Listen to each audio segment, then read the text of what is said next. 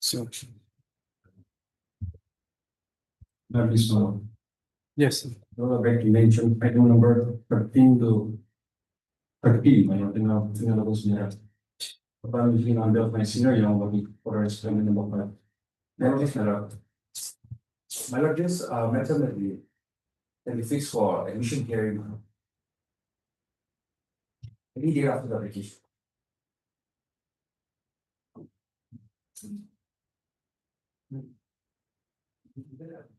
13 to 30. Yes, ma'am. Okay. So they have filed affidavit. Yes, ma'am. The government has filed affidavit. Yes. Okay. Mr. Young home for your appearing on behalf of young. Yangabati Land Council for the petitioner. For the responding no. You are for respondent number. Yes. Respondent number 5. Who is for the petitioner there? I'm for the petition. Okay. Mr. I can. I is a Land Council for the petitioner. He is present. And Miss Libika for What respondent number 1 to 4? the respondent number 1 to 4 and his name. Huh? For respondent number you are 4? 5. No? Okay.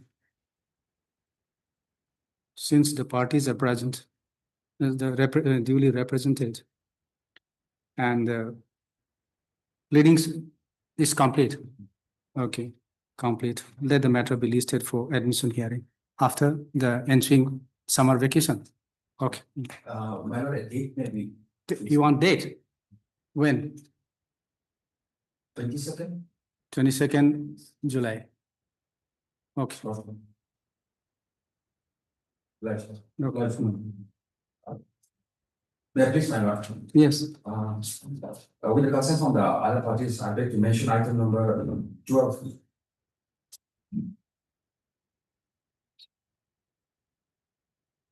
This matter may come after the petition, madam.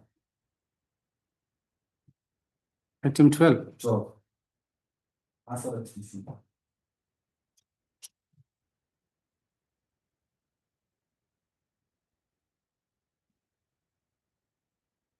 Okay, Mr. Item. I, Jamil, Land Council for the petitioner, with the consent of the For the private respondent. private respondent. Yes. No objection. No, please. Okay. Prayers for adjournment of the matter for Maybe start the vacation.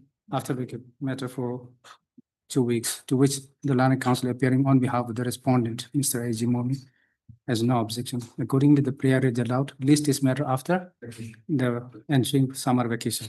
Okay. Motion. Thank you.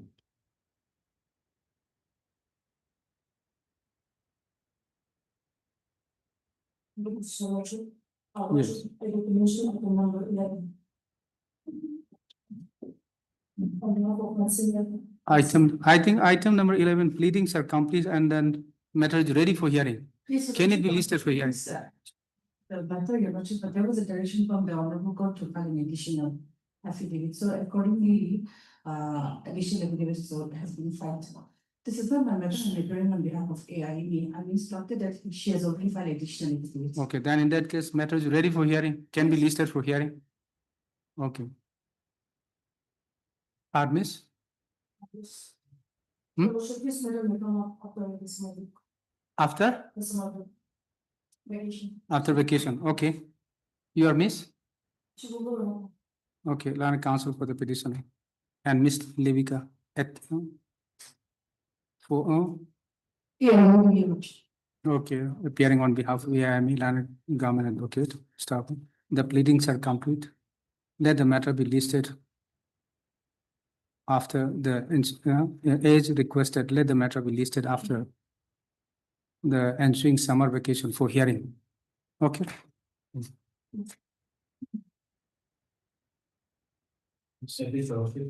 Yes. I think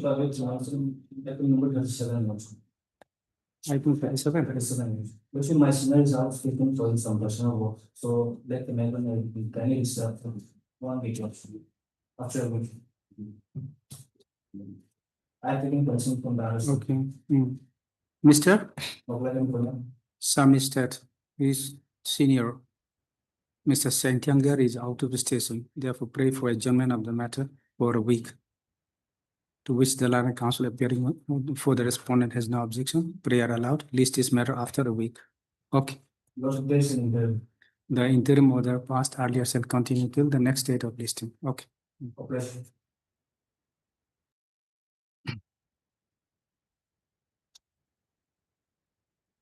Next option. Yes. First, by the main item 35 and 36.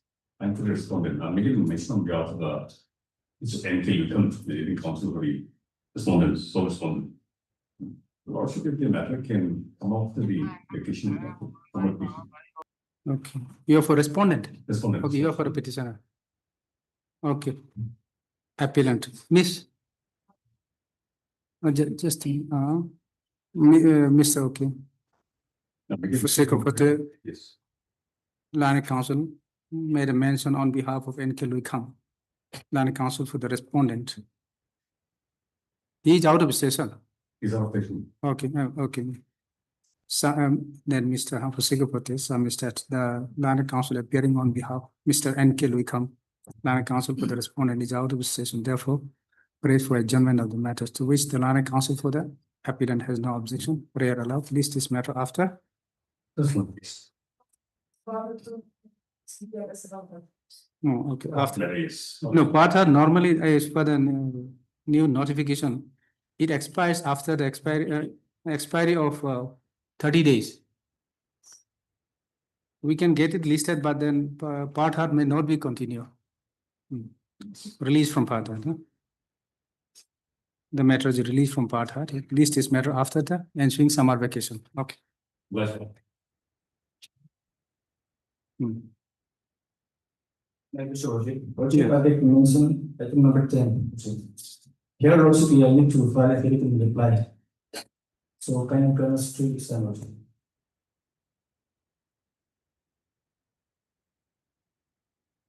Okay, Mr. Okay. Land Council for the petitioner prays for and is granted further 2 weeks time to file affidavit in reply to the affidavit filed by the respondent staff. Ms. Levika, Land Council, Land Government Advocate appear on behalf for the state respondent staff. Accordingly, list this matter after the entering summer vacation. Okay. After 2 weeks or 2 weeks means summer vacation or after. Okay. After list the matter after 2 weeks. Okay. Representative. Yes. May I please to mention item number 9 on behalf of AIA. Item 9. Lordship, I'm instructed that like she's there to file an affidavit or not to. So another 3 weeks may be granted. Okay. Miss Support. Land Council for the petitioners. Item 9 Item 9. is present. Miss Levika, Land Council appearing on the Land Government Advocate appearing on behalf of AIM. AIM is Samistat. And then praise for further 3 weeks time to file affidavit. The prayer is allowed. List this matter after 3 weeks. Okay. Your Lordship, I would like to mention item number 8, Your Lordship. 8 also not filed. I have seen. Here, the case of the petitioner is under consideration. Your Lordship, and I've written a letter also, Your Lordship, to furnish me with the up-to-date status regarding to the consideration of the petitioner's case. However, Your Lordship, I am yet to receive that instruction, Your Lordship. I wrote on 13th June. So, Your Lordship, another some time will be given so that I can able to furnish the up-to-date status. Okay, Miss Levika Lana Government Advocate. Some states the case of the petitioner is under consideration, and she has written a letter to the government. The reply is still awaited. Therefore, pray for some more time. Some more time. The matter can come up to 4 weeks. Okay, the prayer is allowed. Miss Land Council, for the petitioner is present, as requested, let this matter be listed after 4 weeks. Okay. Yes.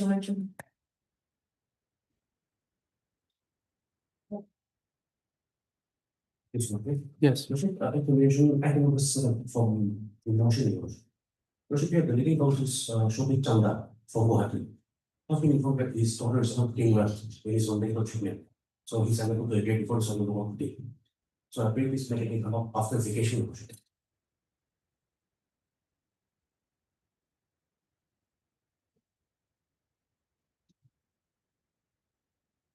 Okay. So, okay, Mr. Medovero, Land Council, some state the conducting council is out of station. The advocate is out of station advocate and prays for. But however, he could not make to attend the court today. Therefore, pray for adjournment. Pray for listing this matter after the ensuing summer vacation. The prayer is allowed. List this matter after summer vacation. Okay.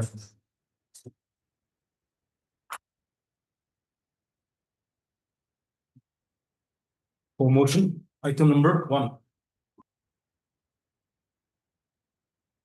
Please, Lordship, your counsel for the applicant is starting traffic jam with this matter will be Sometime after some time.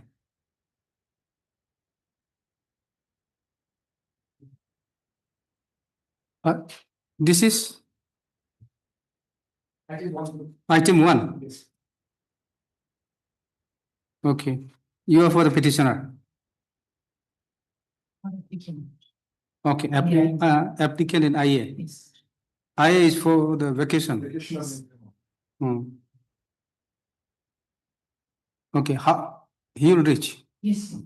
on the way. Yes. So wait for some time. Otherwise, Your Lordship, it's just a point of law. Yes, And the actual petition can be heard instead of the petition for vacation. but there is an alternate remedy. It appears. No. That is not the case. Okay. If it was as simple as an order of the DRT, no repetition. But we are beyond the orders of the DRT. An award has been passed by the local. Yes. So after the award has been passed by the local data, does the DRT have the jurisdiction to reclaim the case?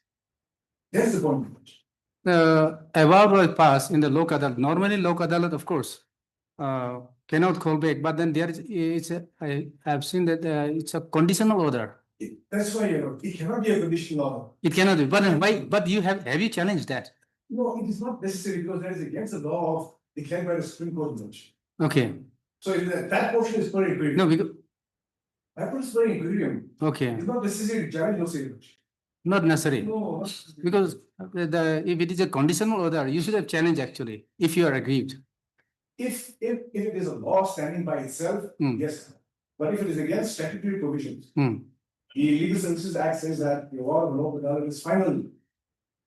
But thereafter you failed.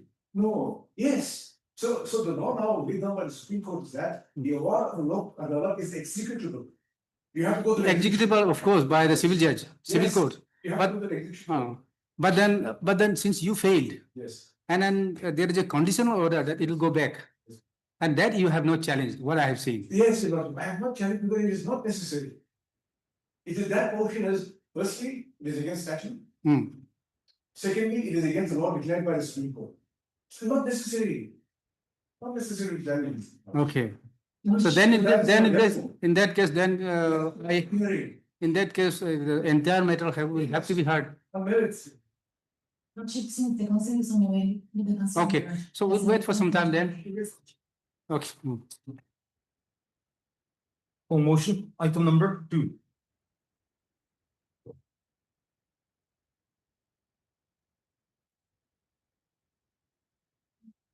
Yes. Hmm.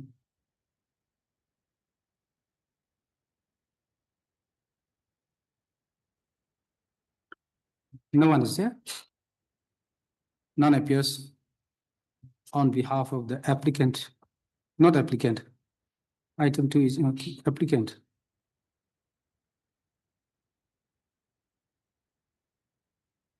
List it tomorrow again. No? Tomorrow or Thursday, Wednesday, Thursday. List the matter again on Thursday, huh? Hmm. For motion, item number 3. Just a minute. Just a minute. What is this matter for? No, just a minute. This item number 2, who is filed by government only? Item 2?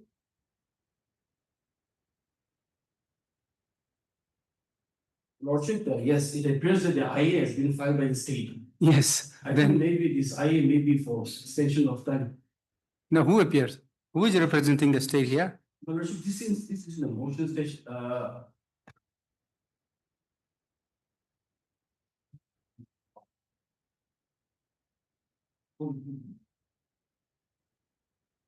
Let the person appear who filed on Thursday. yeah. Okay. Okay, Thursday. You can imagine.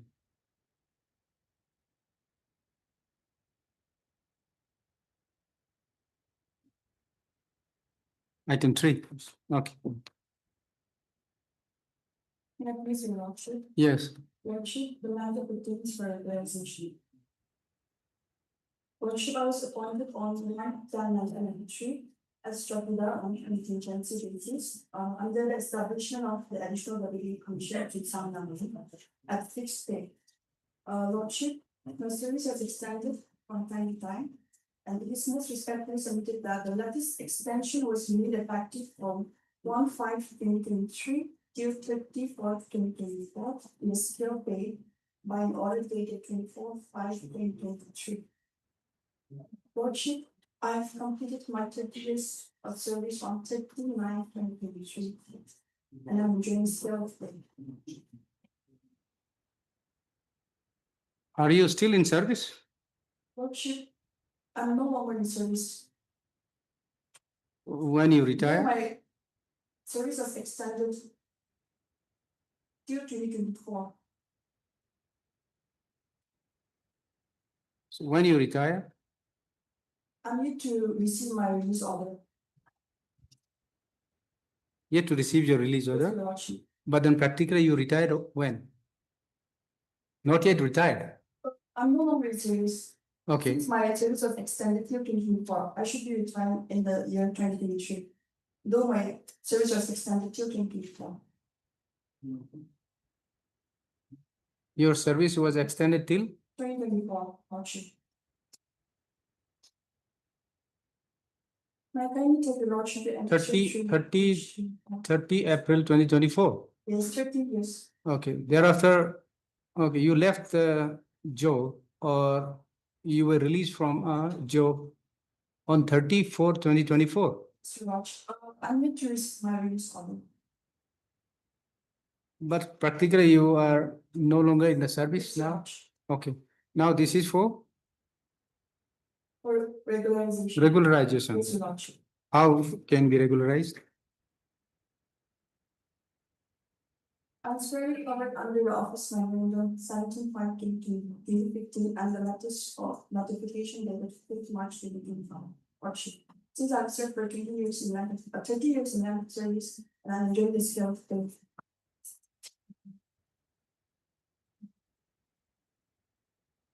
Yes, This is notice, okay. Hard miss, Grace Nambi. land counsel for the petitioner.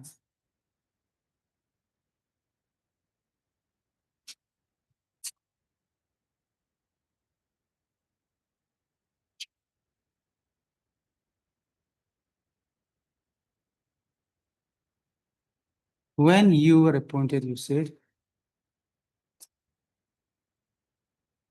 Worksheet. okay.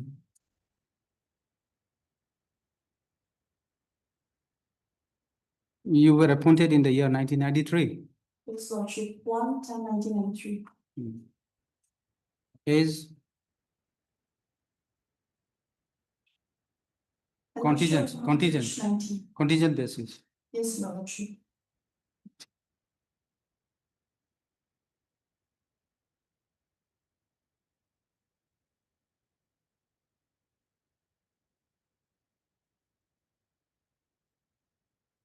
Okay. The case of the petitioner is that he was appointed as Chowkidar contingent on contingency basis under the establishment of district and sessions judge Twengsang, Nagaland on 1/10/1993 at the monthly wage of rupees 450 per month. Thereafter, his service was extended from time to time, and the last extension was made effective till 30/04/2024. The petitioner has completed 30 years and 7 months in the service. You are enjoying the skill, Lordship, I'm enjoying the skill. and he was enjoying the scale of pay.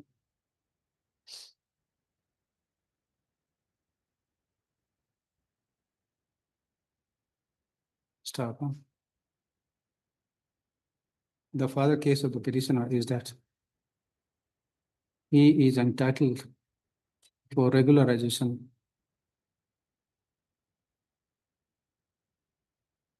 in terms of the office memorandum dated. Office memorandum date is 17/3/2015. His Lordship. Memorandum date 17/3/2015, which provides that the work charge and casual employees who have completed 30 years of continuous service and are enjoying scale of pay shall be eligible for regularization. However, his case was not considered, and in the meantime, he retired on 34. It's a retirement or just, okay, on 34/2024 staff. By this application under 226. By this application under Article 226 of the Constitution of India, the petitioner is petitioner seeks direction for regularization of his service for the purpose of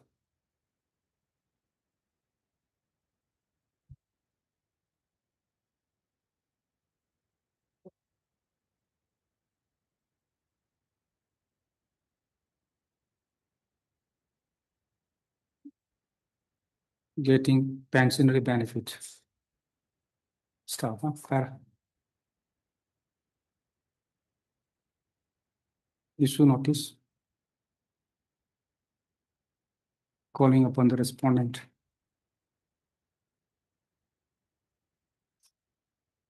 as to why a rules should not be issued as prayed for.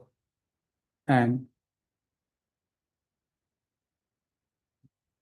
why such other order or orders shall not be issued, so shall not be passed as this court may deem fit and deem proper. Stop.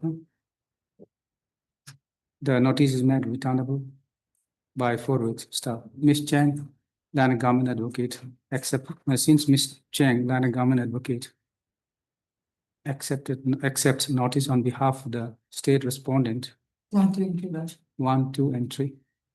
No formal notice need be issued. Stop. However, the petitioner shall serve requisite extra copy to the learned government advocate within 2 days from today. Stop.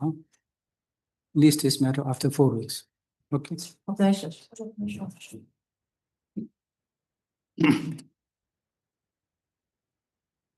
Wait, please, Your Lordship. Yes. They are here, item 2. Can you- Yes. Yes. Item 1. Item.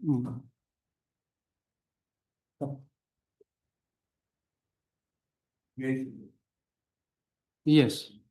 Item 1 and 2. No?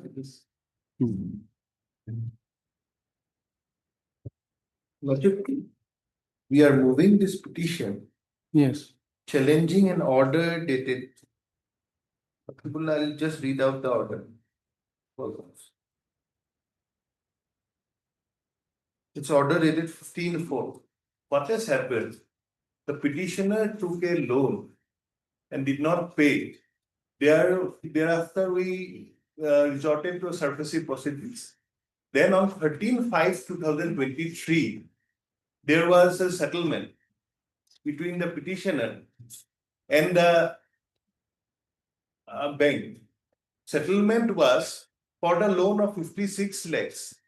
They had to pay 36 lakhs within 6 months. Lordship will find that Lok Adalat order and settlement at page 20 Of the IA. of the petition.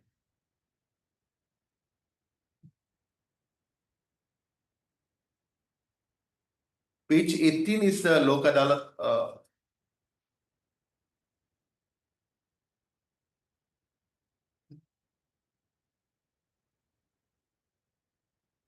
Okay, page 17. Page 17. Lordship, may I read? Yes. The case is called out in the reconciliation under the aegis of the Lok Adalat, so and so present. And the compromise deed is filed, it is signed by the parties that contains as per the terms of the compromise, the entire satisfaction of the claim is recorded as 36 lakhs. The compromise deed shall form a part of the order. In the event of default of payment, any part of the settled amount or part of the installments as stipulated herein above, if there is any prejudice to the securities, the applicant bank, and or breach of any terms of settlement and concession granted to the defendant shall stand withdrawn without any further reference to the defendant, and recovery certificate will be executed and recovery proceedings will be reinstated. That is the terms of the order. Now, Lordship would find at page 19, this is the compromise deed. Page 21 is a typed copy, Lordship. Yes. At serial number 2, at page 21, Lordship would find that the aforesaid settlement amount of 36 will be paid in the following manner. Just a minute. Serial number 2. Serial number 2. Rupees 10,000 by 15/4/2023.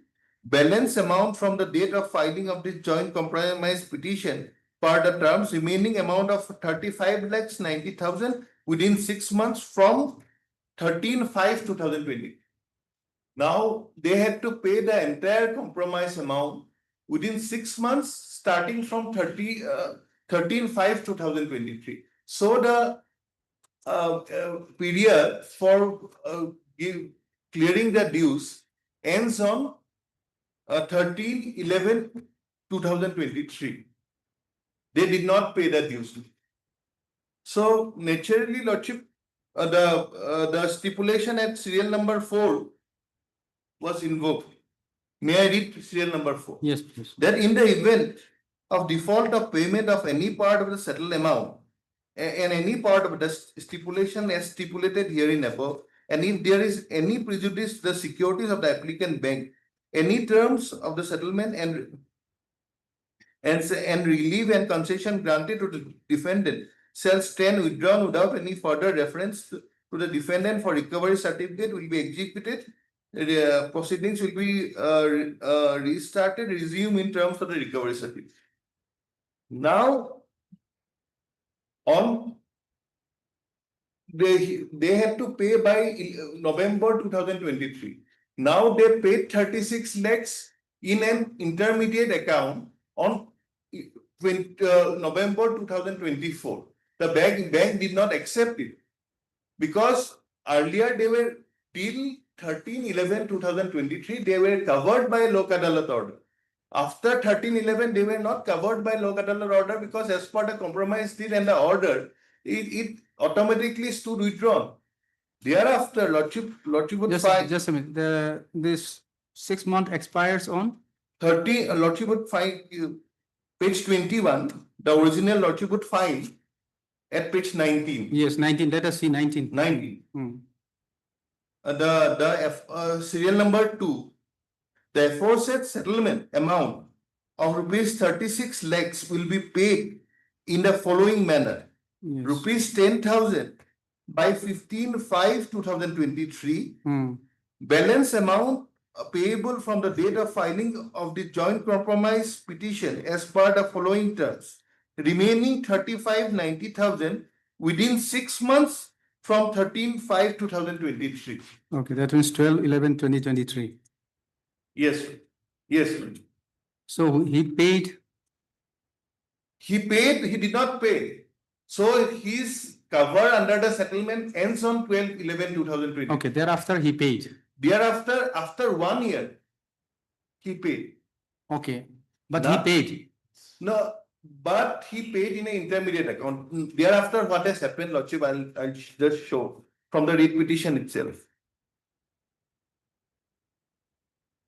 Thereafter, on August 2024 at page 25, 25, Hmm. there was a Sarfaesi proceedings as per the compromise this deed was initiated. Hmm. Thereafter, when these proceedings was initiated, then he paid the chip. Now the bank has not accepted the amount because the limitation of the order was till 12/11/2023.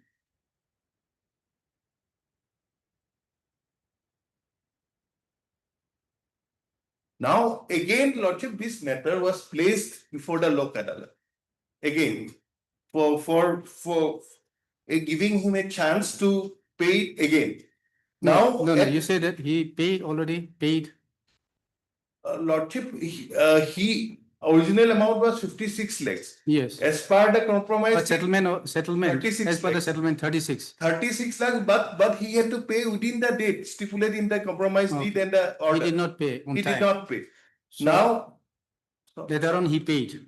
later on he paid, but he just paid on the loan account, but in a settlement account, we do not accept it until and unless the whole amount is paid within the period. Now, Lordship would find at page 42, we tried to place this matter again in the Lok Adalat 30. because his settlement as per the earlier order stood expired, Lordship. Page 30. Page 42.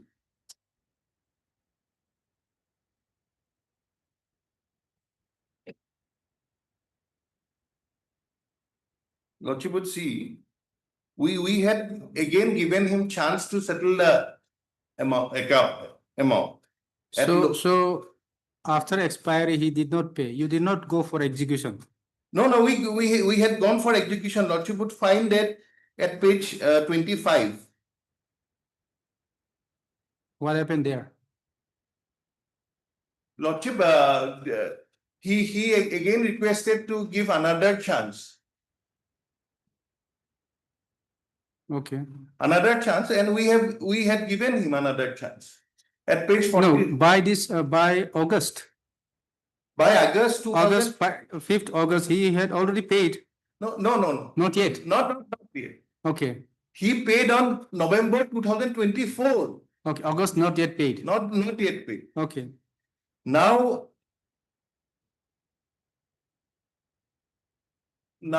on November 2024, he paid, but he had to pay on November 2023.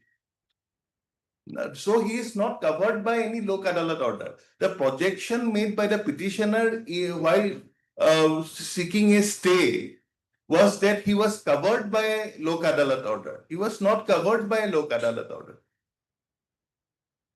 So you mean to say Lok Adalat order expires? Expires. Now, Have you gone for execution of the? now we have again gone for execution at page 43. They haven't gone for execution. No, Yeah, no, no, also just a specific minute. way.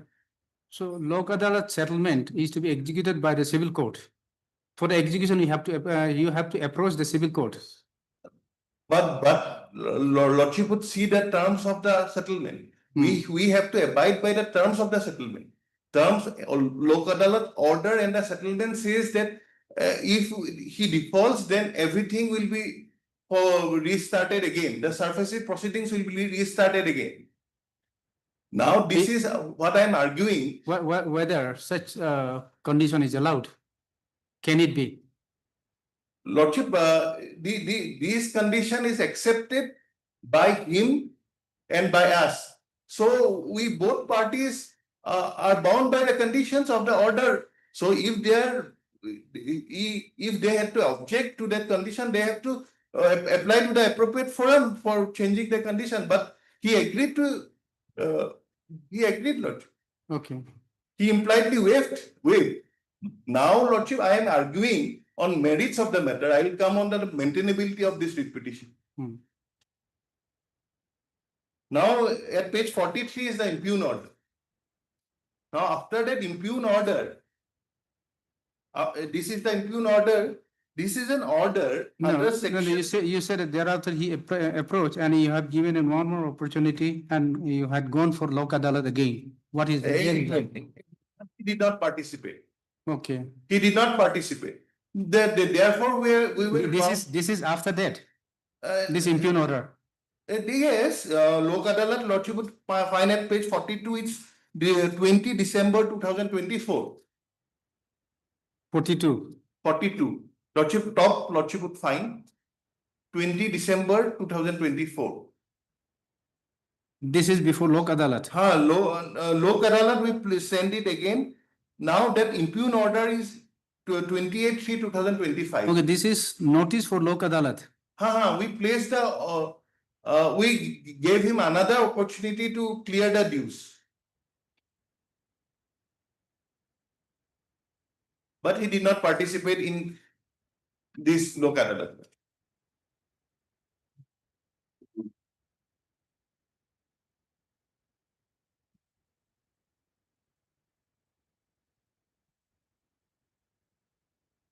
Okay, then thereafter? Thereafter, Lordship, this is the impugn order. Okay, this was 2012. So impugn order is passed on 28/3/2025. Yes. Now, this is an order under section 14 of the Sarfaesi Act. Lordship knows that when someone defaults, we first issue 13(2) notice under the Sarfaesi Act, giving him 60 days. Thereafter, 13(4). If he does not give the position, then we issue a order of the magistrate under section 14 of the Sarfaesi Act. Now, he had challenged the order under section 14 in a writ petition. Lordship, now Lordship would see whether it is maintainable or not.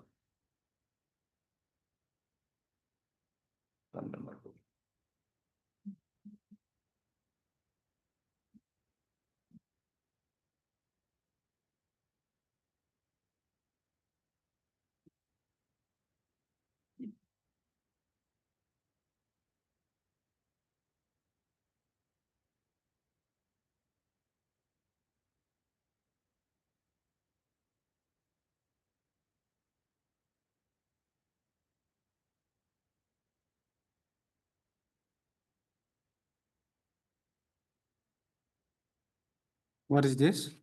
Lordship, what I had to argue on maintainability first, then on merits. But I have argued on the merits first because I did not wanted to avoid the merits also. Therefore, this is on maintainability. The Supreme Court categorically says then when an action has been taken under section 13(4) or 14, the remedy is Lordship, is a section 17 petition in the DRT.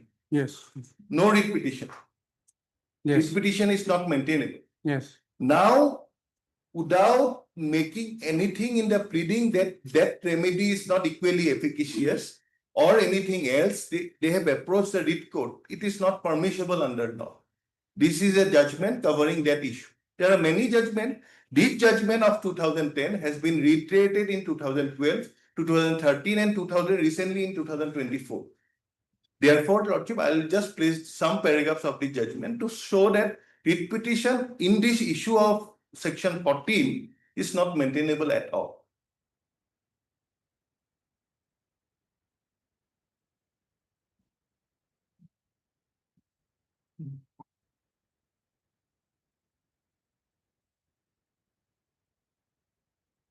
Now, Lordship would see paragraph 42. 42 and 43 I will read.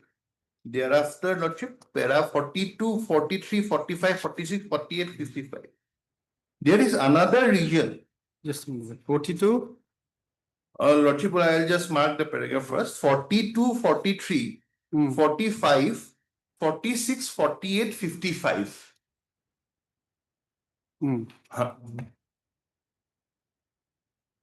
There is another reason why the impugn order should be set aside. If respondent number 1 had any tangible grievances against the notice issued under 13(4), Lordship has it?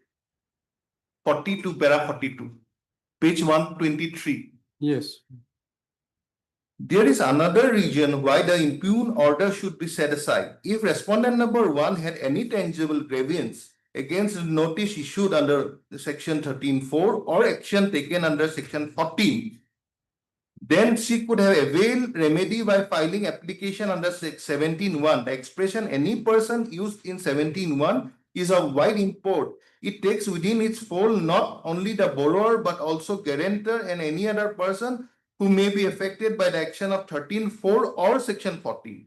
Both the tribunal and the appellate tribunal are empowered to pass interim order under 17 or 18 and are required to decide the matters within a fixed time schedule. It is thus evident from the remedies available to an aggrieved person under Sarfaesi Act are both expeditious and effective.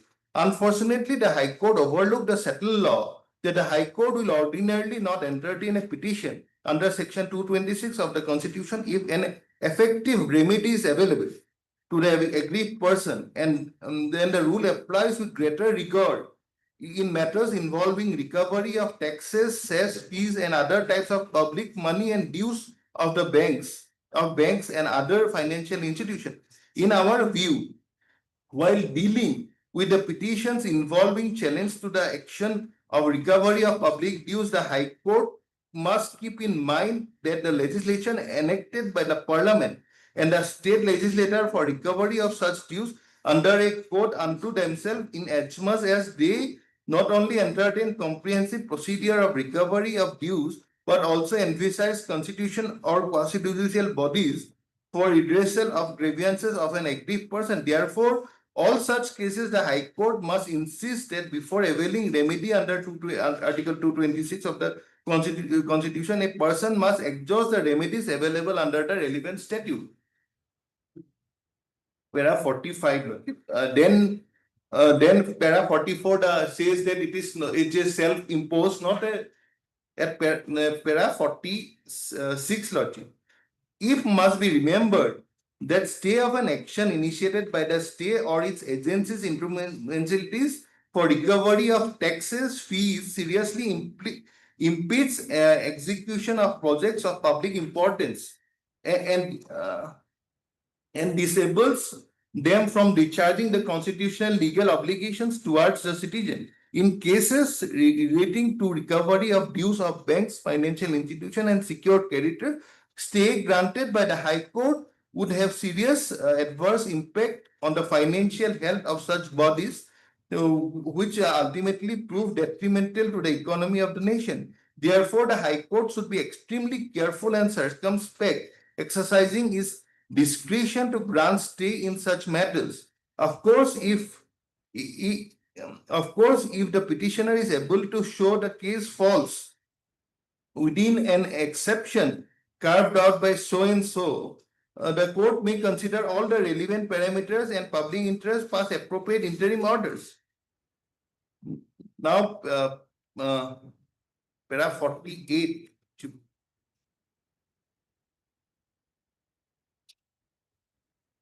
I will straightly go to para 55. Then it relies on the several judgments. It is a matter of serious concern that despite repeated pronouncements of this court, the High Court continue to ignore the availability of statutory remedies under the DRT Act and the Sarfaesi and Excise jurisdiction under Article 226 for passing orders, which has serious adverse impact on the rights of the banks and other financial institutions to recover their dues. We hope and trust that in future the High Court will exercise their discretion in such matters with great caution, care, and certainty.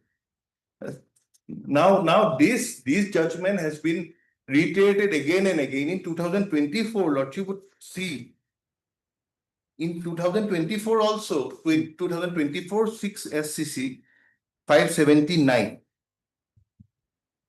This is a latest judgment which relies on this judgment and says that it's not maintainable.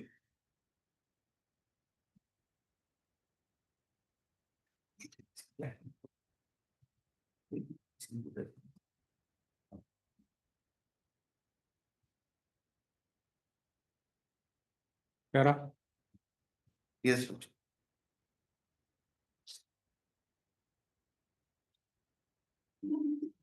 Lordship, it para 22. Para 22, it quotes the judgment already shown. Para 22.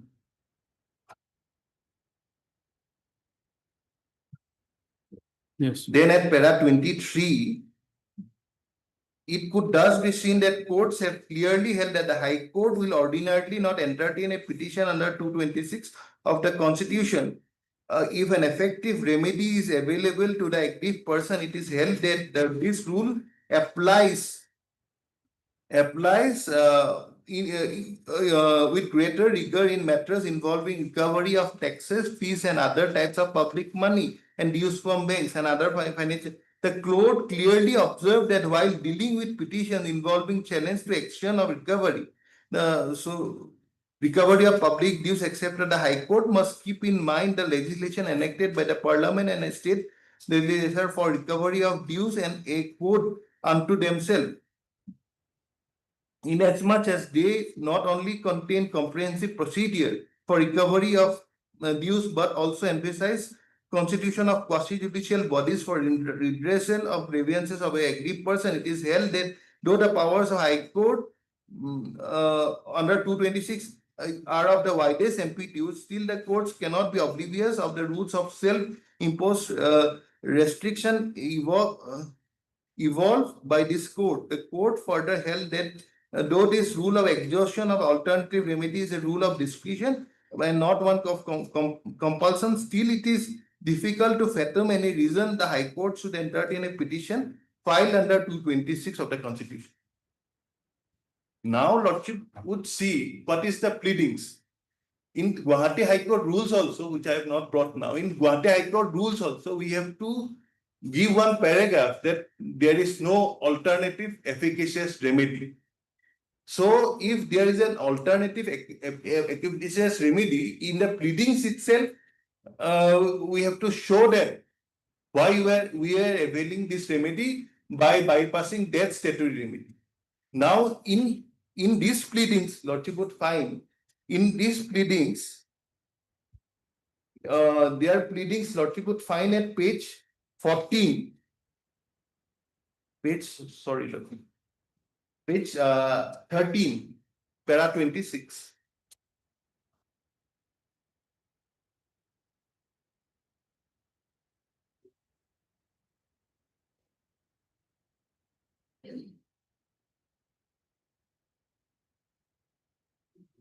Yes. There is no alternative efficacious remedy and the relief paid for to be just, adequate and complete. Therefore, in the pleading itself, it is wrong. There was a efficacious remedy. If the petitioner wanted to avail this remedy, in the pleading itself, they had to explain, because without explanation, under the Gauhati High Court rules also, they could not have filed this petition.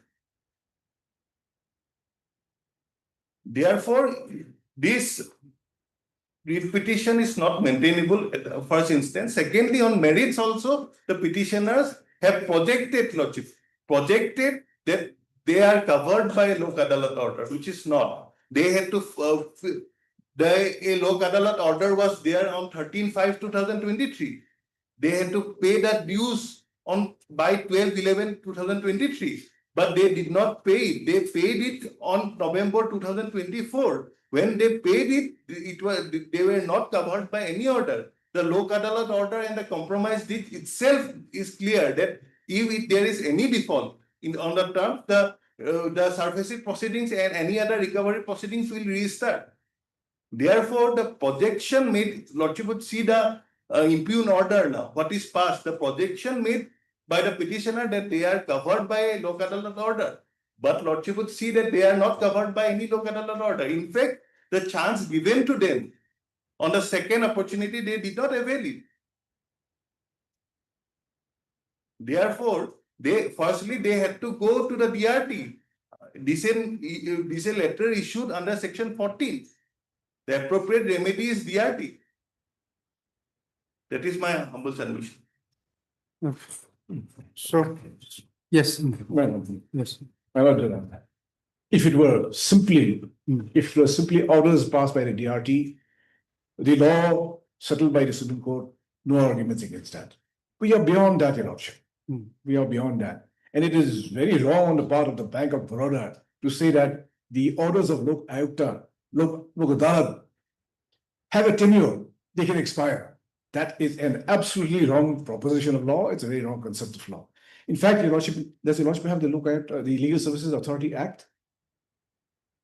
Legal Services Authority Act?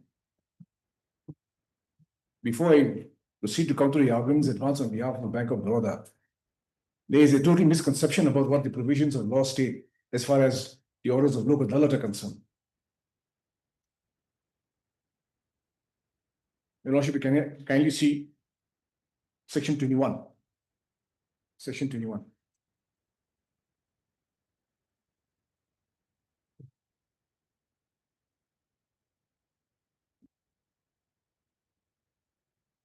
Has Your Lordship got it? Section 21. Yes. Section 21. Award of the Lok Adalat. Every award of the Lok Adalat shall be deemed to be a decree of a civil court. Look at the language, Your Lordship, because this has been interpreted. Yes. A decree of a civil court, or as the case may be, an order of any other court, and where a compromise or settlement has been arrived at by a Lok Adalat in a case referred to it. Look at the language, Your Lordship. Under subsection 1 of section 20, the court fee paid in such case shall be refunded in the manner provided under the Court Fees Act, etc. Number 2, subclause 2. Every award made by a Lok Adalat shall be final and binding on all the parties to the dispute, and no appeal shall lie to any court against the award. So there is a finality to awards passed by the Lok Adalat. At the same time, the point I was making earlier, Your Lordship, the Lok Adalat, the DRT, sitting in a proceeding under the Lok Adalat, cannot exceed the provisions of law. It must be only in terms of the provisions of law. And sitting in a Lok Adalat, the Lok Adalat can only pass a conciliatory order. No conditions can be imposed. That is the point I was trying to make earlier, Your Lordship. And that is also settled law.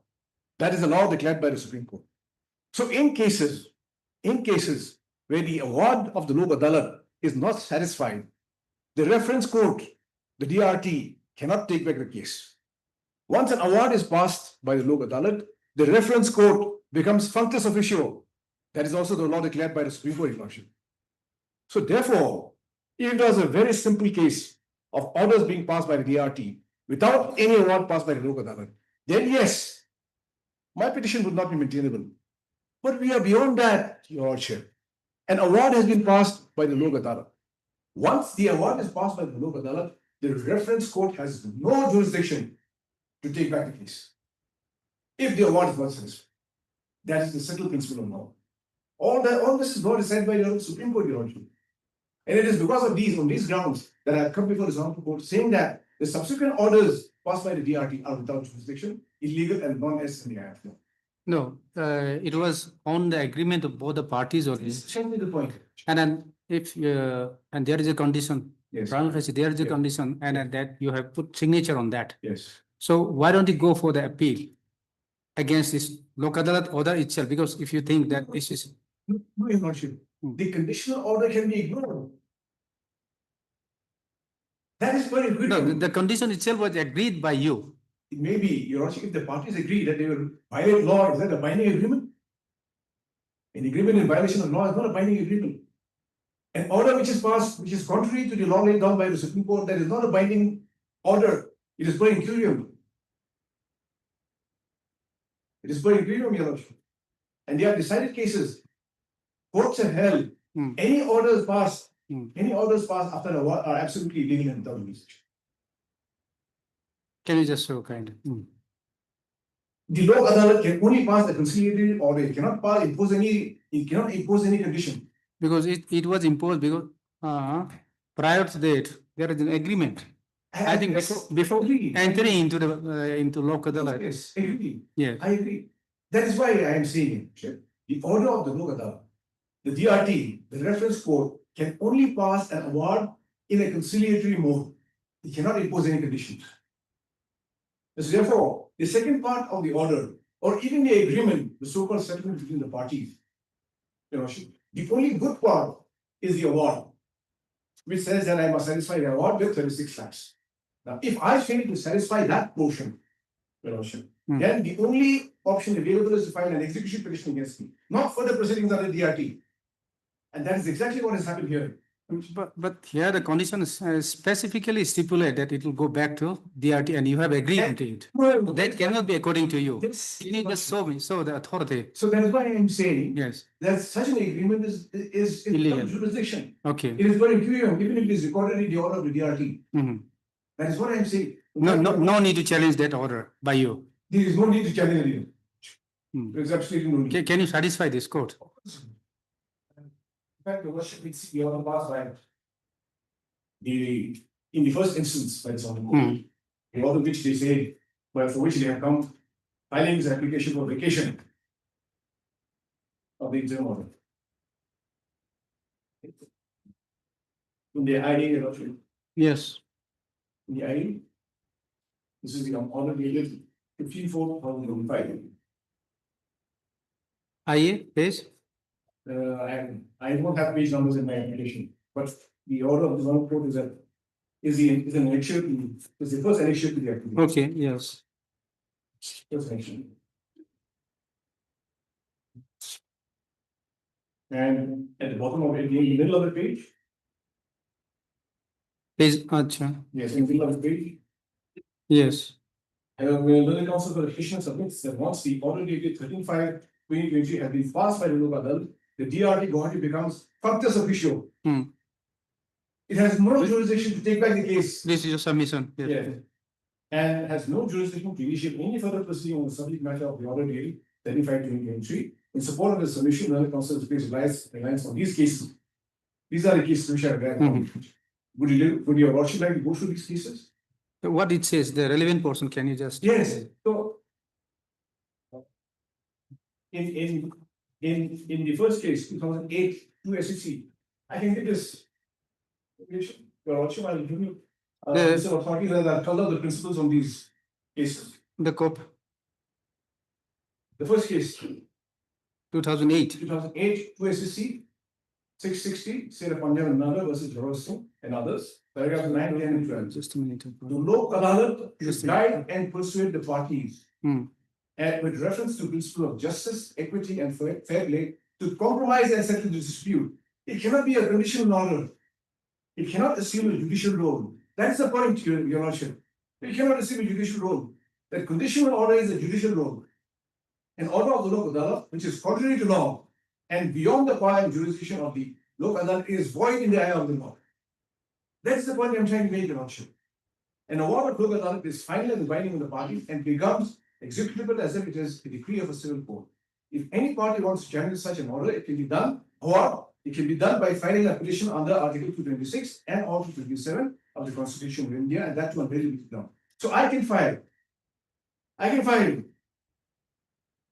Your Lordship. What I'm saying is this: after the passing of the award, the award can only be a compromise, cannot be a judicial order. There can be no conditions imposed. Now, here, it is true that it is a conditional order Yes. and it violates the provision under Legal Services Yes.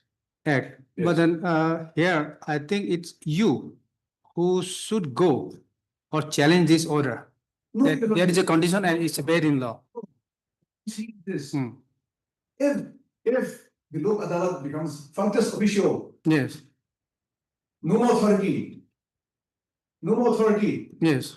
cannot sit in the case anymore.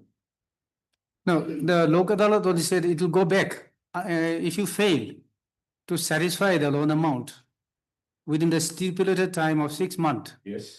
It will go back there. So that condition you have agreed. So what I'm saying is, Yes, sir. it's you who is agreed here now Yes, sir. with the conditional order, and it is you who should go actually. That is why the Supreme Court says, Hmm. which is contrary, is void in law. Okay, can you just where is this order, this judgment? Can we go to the others also first, Your Lordship? Yes, yes. The other authority. Okay. The one that's serial number 2. Yes. Once an award is passed, the reference code becomes functus officio. That is true. Hmm. Yes. The word of the Lok Adalat shall be deemed to be a decree of a civil court. That is true. That And is true. as such executable by that court. Yes, That's sir. a decree for a civil court. That is true. Then, say in the same line as at serial number 3. The Lordship went at the same line. On the Yes, same sir. line. And Yes. serial number 4, a decision of judgment can be per incurium. Now, this is what is important, Your Lordship. Mhm. If any provisions in a statute, rule, or regulation which was not brought to the notice before, a decision or judgment can also be per incurium if it is not possible to reconcile its ratio with that of a previously pronounced judgment of a co-equal or larger bench, or if the decision of the High Court is not in consonance with the views of the Supreme Court.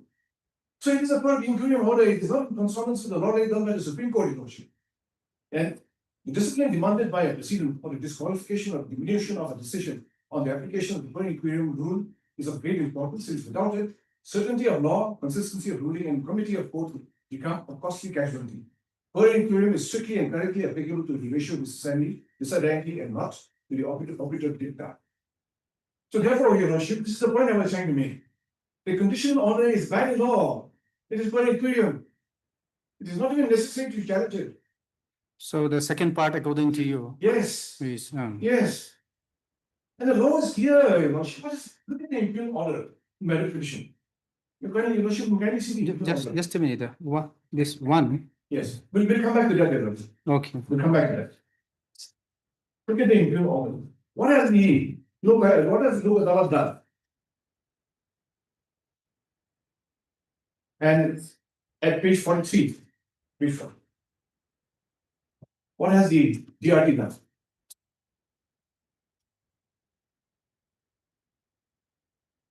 At the middle of the page. Hmm.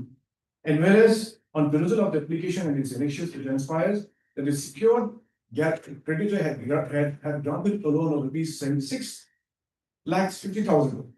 Now. So we assume that it has gone back. It has gone been there. back and reassess again. And reassess again. And this is the only document I got. I have not got any other document, Your Lordship. Okay. I have got only this. And even the amount has been enhanced.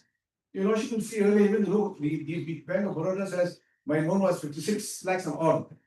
Now it has become 76 lakhs, 59,000 to the borrower, and has defaulted in the payment of the outstanding loan amount, and aggregate and accrued interest aggregating to be 3 crores and odd from 36 lakhs it has jumped to almost 4 crores now in auction. It has jumped to almost 4 crores. So the DRT has taken back the file. I am saying this is absolutely without jurisdiction, no authority. This is the point, Your Worship. No authority. A functus officio office has taken back the file without jurisdiction. So therefore, in this scenario, This would, on the assumption that it has, because there is a condition and then under that condition, this has taken back. Your Worship, coming back. This is not, this according to you is It's not not, permissible. not permissible. It is not permissible. Hmm. You know, now, insofar as the second look at even the reference to the second look at is bad in law. Your Worship. Second look other, it didn't sit. It's He didn't participate, you it's didn't sad. participate. Your Worship, kindly come to paragraph 13 of paragraph. No, this orders, page 42. This is page 42, Mr. It's notice only or what? This. Again, after the first order, he paid. Second, again, his case was. It's a notice only or some order was passed. Possession of my land. Okay, okay. Okay. Okay. It's a very long statement. Hmm. For taking possession of my land. Now, you know, should kindly come to page 30, paragraph 30. Paragraph 30. That in the meantime, then, the petitioner received a notice dated 20/12/24 issued by the DRT informing him that his case had and a connected case would be placed before the local adult on 21/12/2024. Responding to the said request, the petitioner proceeded to the DRT Gauhati. Very wrong statement that I did not participate. Why? Not proceeded in paragraph 14. That the petitioner was advised to meet an officer of the Bank of Baroda at Gauhati. Accordingly, on 21/12/24, he went to DRT to meet the said representative, one Mr. Raktim Kaklari. This person instructed the petitioner to immediately deposit rupees 5 lakhs in cash so as to proceed for further negotiations. He stated that unless this amount was paid, there would be no further negotiations. The petitioner agreed and he was asked to wait for some time to receive a copy of the order. The petitioner waited for this, but this person did not turn up. He returned to tomorrow. Something is not very clean in DRT, Your Lordship. Something is not very clean in DRT. Would Your Lordship like to see the first order now? The citation 2008 to SEC? Just a minute, This notice, you said it is fixed on 21. This notice is of 20. Yes, Notice is of 20. yes. Okay, no, So I went to Gauhati in 21. just a minute, it's fixed on 21st. Where is the, just a minute, where is the 21st order? 21st December? At para 14, Dr. I just read it. Yes. For my instructions Hmm. and his pleading search. And I just, so I am marked at paragraph 14. He went. The petitioner was advised to meet the officer Bank of Baroda. Accordingly, he went to the DRT to meet the state representative, one Mr. Raktim Kaklari. The person instructed the petitioner to immediately deposit 5 lakhs in the cash so as proceed for further negotiation. Mhm. He stated that unless the amount was paid, there would be no further negotiation. The petitioner agreed and he was asked to wait for some time to receive the copy of the order. The petitioner, but this person did not turn up. So as per my instruction, he did not pay the 5 lakhs and he did not participate. This is my instruction. No. What do you mean by he did not pay 5 lakhs, he did not participate? Earlier you said that there was a Lok Adalat on 21st. There was a notice on 21st. As per my instruction, he did not come. No, he came. He met this He- person. he- This person, not in a Lok Adalat, but this person instructed him to deposit 5 lakhs. Lordship, that statement I will deny. I will Okay. deny it. Okay. I will deny. Secondly, Lordship would see what the arguments that firstly, he says that he is covered by the order of the local.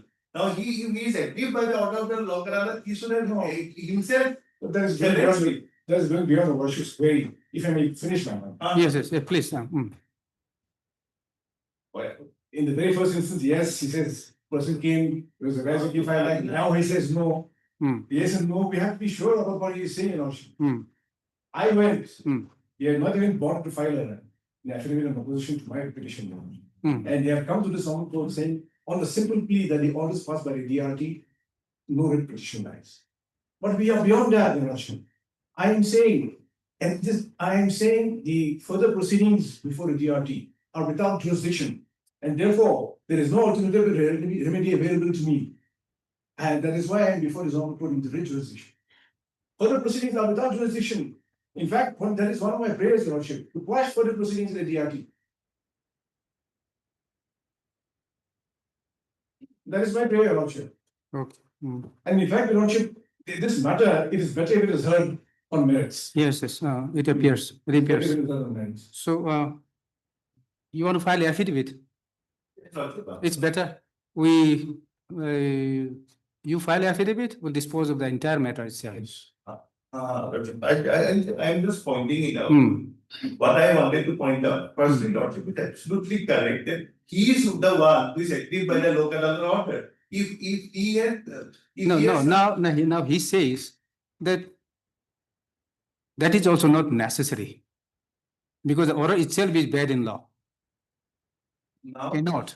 It has, It is without jurisdiction. without jurisdiction. what is the order he is challenging in this petition? Hmm. He is challenging at page 43 is an order issued under section 14 of the Sarfaesi Act. That, Now, if the same argument can be made in the DRT yes, also. yes, yes, yes. The same, that what the Supreme Court says. If he has no jurisdiction, the same argument can be made unless by filing an application in the DRT. Now you're challenging the impugn order. Yes, sir.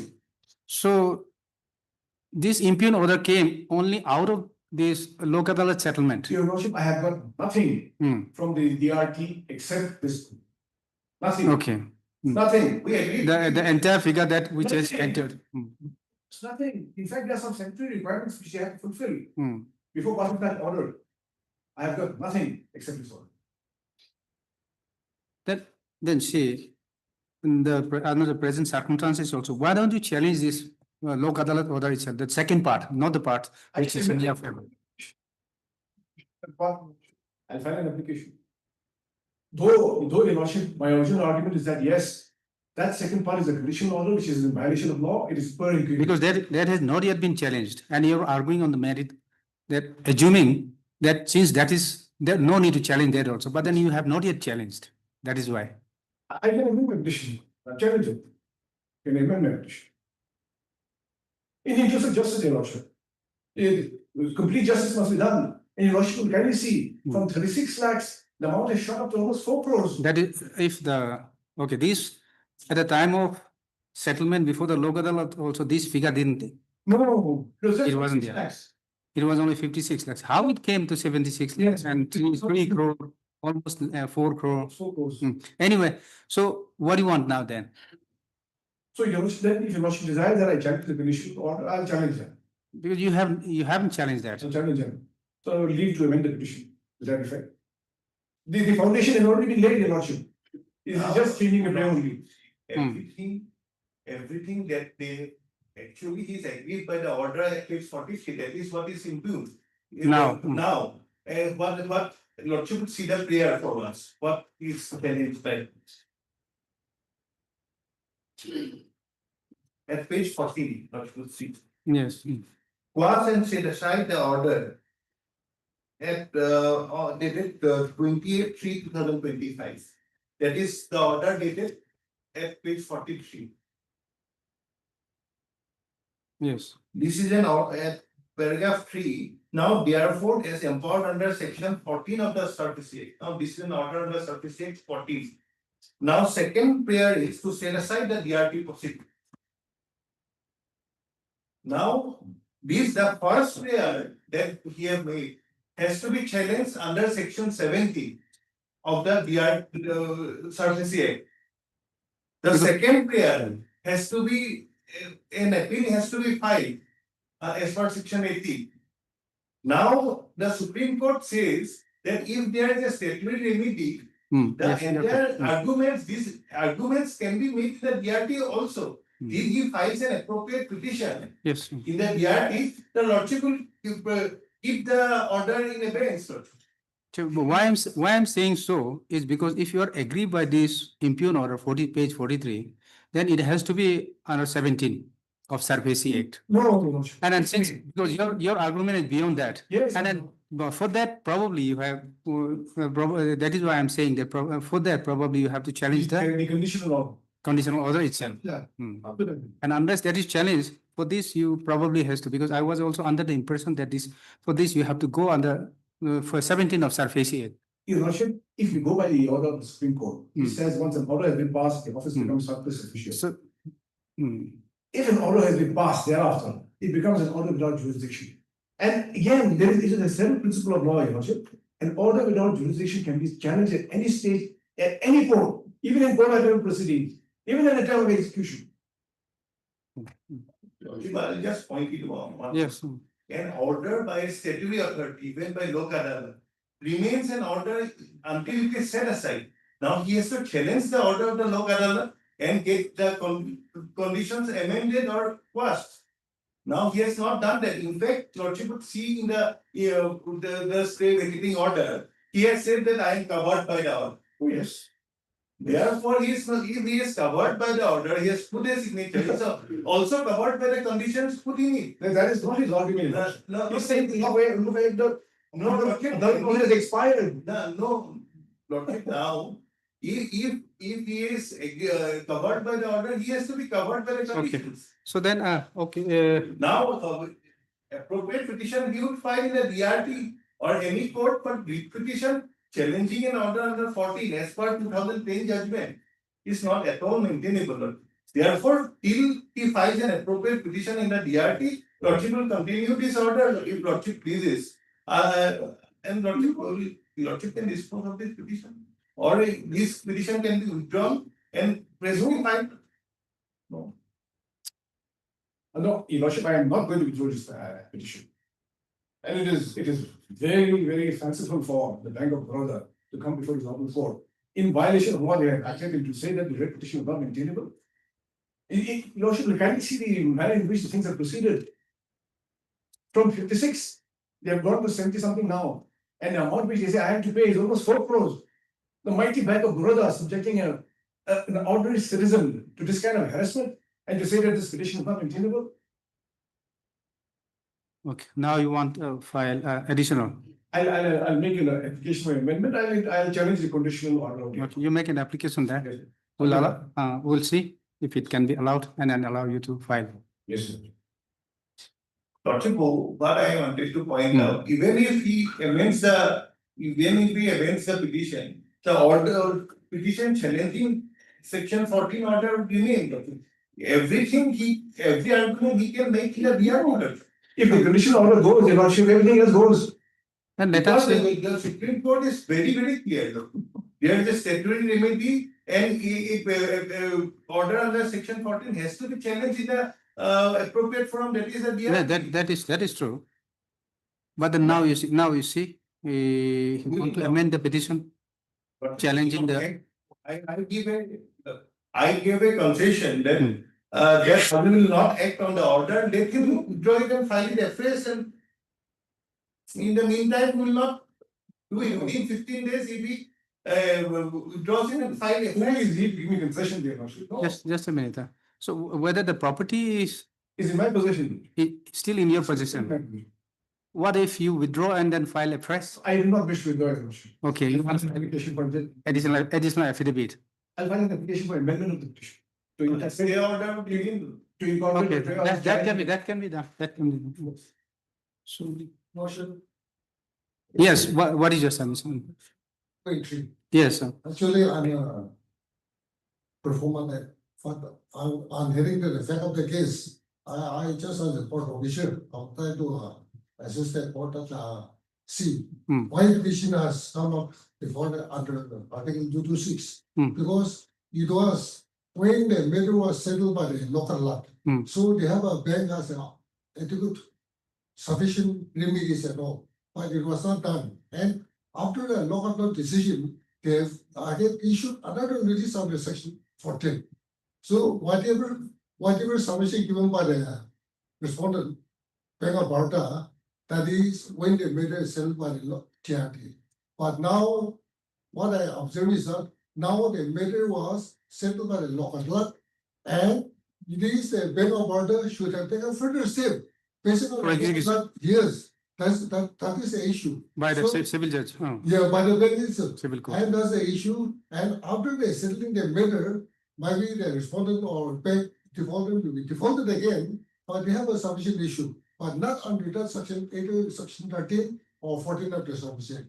Because 13 and 14 notice for position, and for position under section 13 and 14, it is when the matter is pending in the DRD jurisdiction. Yes. So that we have to see that we should differentiate that issue. That Okay. issue.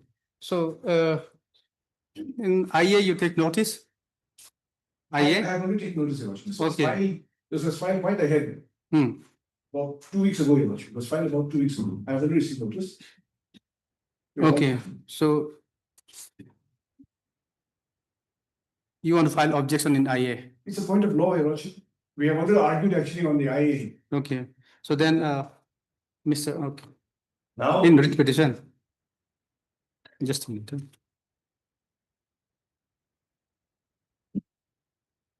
Writ petition, Hard Mr. A.G. Momi, land counsel for the petitioner, who submits that, Mr. Jimomi at this stage, prays for allowing him to file application for amendment of the writ petition. Okay? How much time would be required? 2 weeks time. I'll Okay, file it for in 2 which weeks. you require 2 weeks time. The prayer is allowed. So this matter will be listed after? After 2 weeks. Okay. Then the matter will be listed after 2 weeks.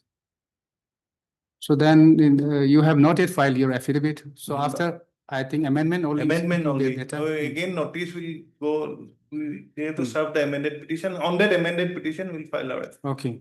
So then let them file first. You file first? Yes. Will issue notice? Yes, sir. And I can also file if lordship requires, I can file. In the meantime? In the meantime. okay. But what is the point? I have the file. He has the file. the amended That petition. is true, that is true. Okay. Okay, list this matter after 2 weeks, Why not? Okay. Interim order to continue, Your Worship. The interim order pass earlier shall continue till the next date of this day. Okay. And in the IA, Your Worship, So Your I, Worship, this it will would be be listed. better, Your Worship, if the IA can be disposed of, saying that the petition should be heard on merits and disposed of. No, lordship, let It's been heard today, Your Worship. kept pending. Lordship, let the IA be kept pending, let him file a fresh amended petition. We'll dispose of both the matter together. Let it be. Yes, yes. Let it remain like this for the time being.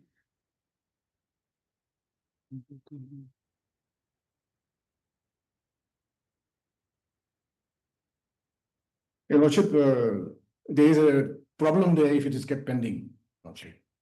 The problem is there. Matter has been heard, Your Lordship may decide, that Your Lordship has already heard the matter. We will only but say IA that is this concerned. matter will be taken up along with the main case. Very well, Hmm. very. Okay, let both the land counsel for the parties are present. Let this matter be listed along with the main case. Okay, this matter will be taken up together along with the main case for the disposal. For disposal, yes. Okay. Much obliged. Deeply obliged, deeply obliged. For motion, item number 4.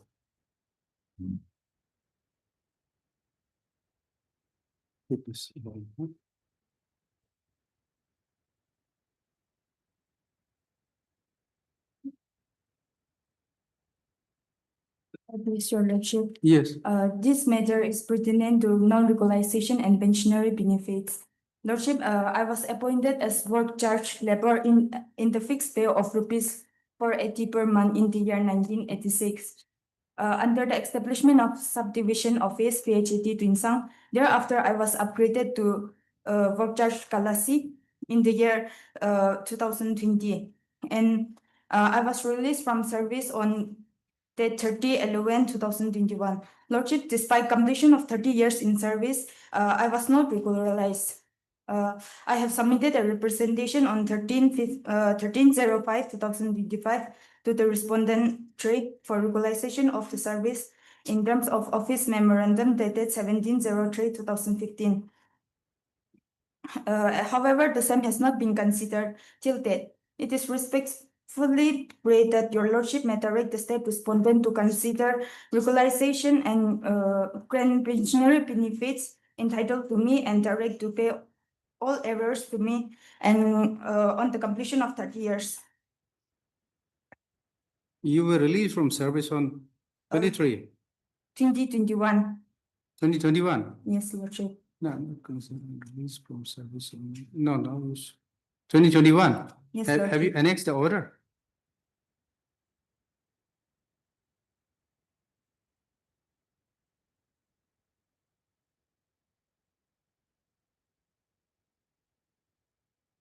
Lordship Annex 30, page Page- 18.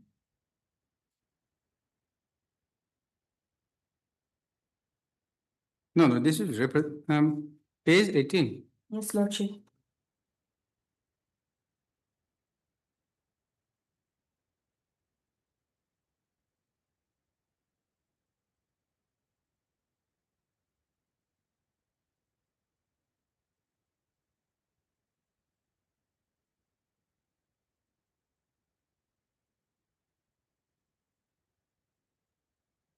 So now, how can your service be regularized? You are retired already, 5 years back.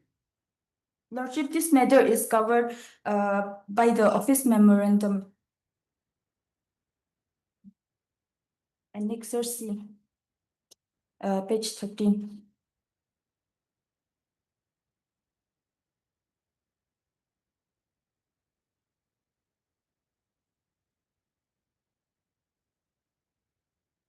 Yes, Mr.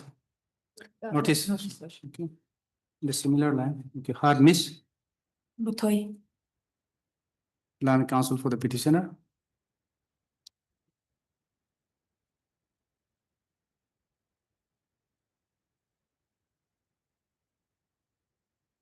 I've also had Miss Cheng, non-government advocate for the state respondent number 1, 2, 3. 1, 2, 3, and 4, lordship. 4 also. Lordship. Okay. All the respondent, huh? Sir, huh? Para.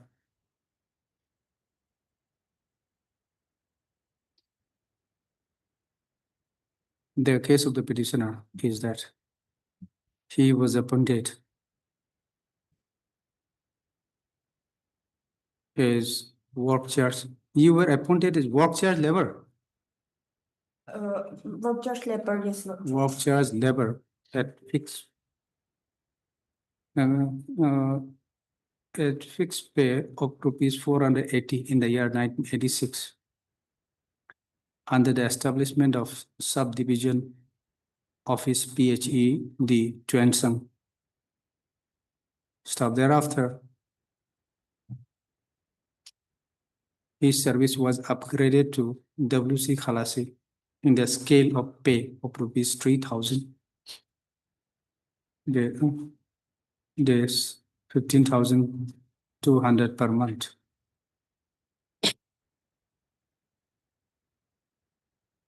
In the same capacity, he has completed 30 years or 35 years. Lordship, 35 years.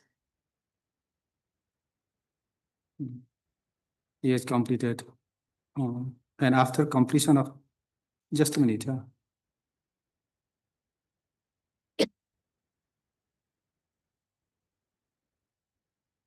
After completion of 30 years in service, he made a representation before the government, before the respondent authority for regularization of his service in terms of office memorandum dated 17/3/2015 and to grant 15. However, on completion of 35 years of service, he was released from service on with effect from 30/11/2021.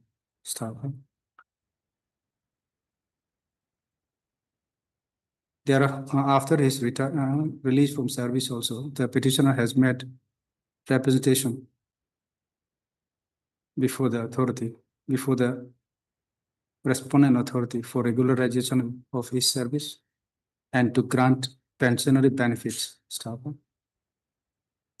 By filing this writ petition under Article 226, the petitioner seeks direction to the respondent authority to regularize his service in terms of the office memorandum dated 17/3/2015 and to grant all pensionary benefits entitled to the petition, entitled to him. Stop. Issue notice. Since Ms. Chang, Land Government Advocate, appear and accepts notice on behalf of all the respondent number 1 to 4, no formal notice need be issued to the said respondent. However, the petitioner shall furnish requisite extra copy to the Land Government Advocate during the course of the days. Stop. Compare list this matter after 4 weeks.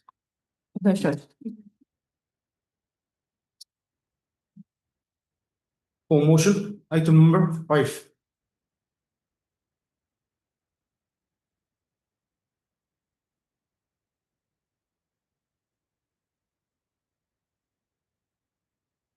This is also similar matter. Yes, Lordship. Okay, so when he was appointed, he is also retired. Yes, Lordship. Yes. Appointed on 21/05/1988. Okay, it will be similar or that he was appointed on 21/0, no?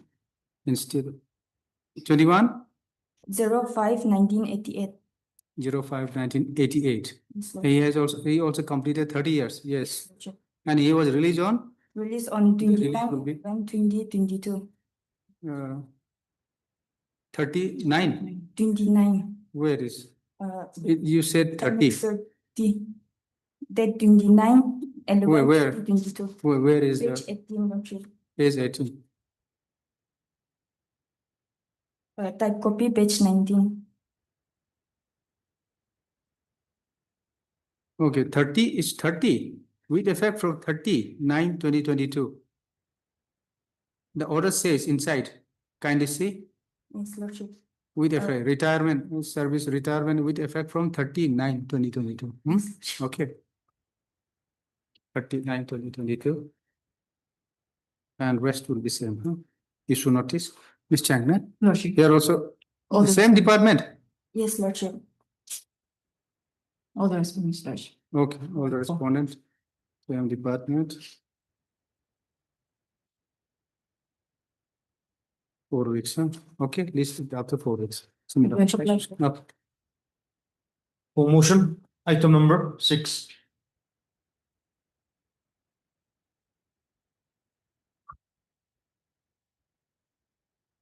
May I please, Lordship? May I please, Yes. Lordship? Yes, Lordship, the petitioner is seeking appointment on land ownership basis, Lordship. land ownership. Yes, Lordship. Lordship, at the very outset, Lordship, the petitioner husband is the deputy ang of Chakpang village under Deputy? Deputy ang. Deputy ang, deputy king. Ang. Ang is king. Yes, yes, yes, Okay. Lordship. He is the deputy ang of the Chakpang village under Mon district, Lordship. Okay, So the petitioner is the wife of the deputy ang. okay. So deputy ang has donated the land to establish When? sometime in the Lordship, the year could not be recollect. Since the present deputy ang is a 6th generation. Okay, so land was donated by which generation? 3rd generation? Lordship, When the land was donated? Some 20-30 years back? yes, Lordship.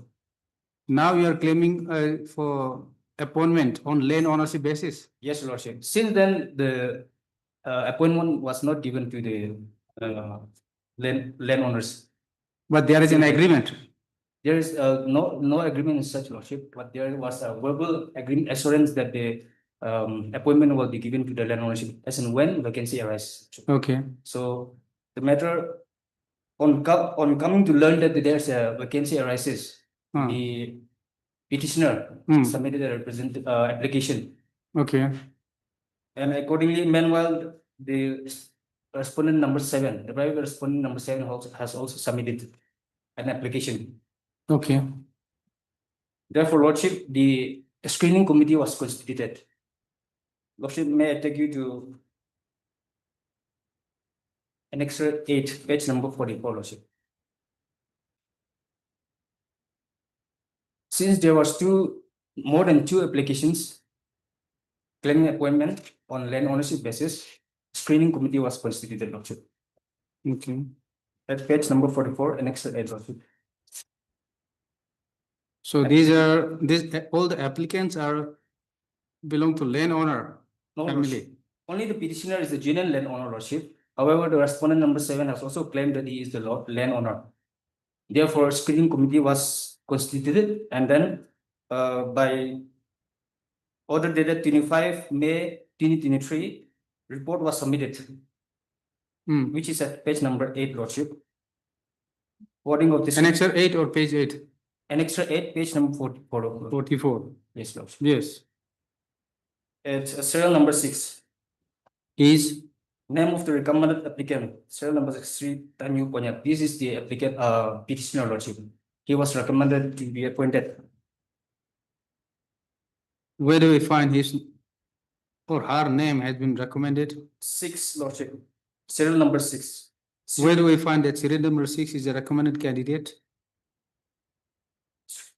Name of the recommended applicant. Serial number 6. All these 6 persons have been recommended? No, Lordship. These all 1 to 5 are from different sub-center, Lordship.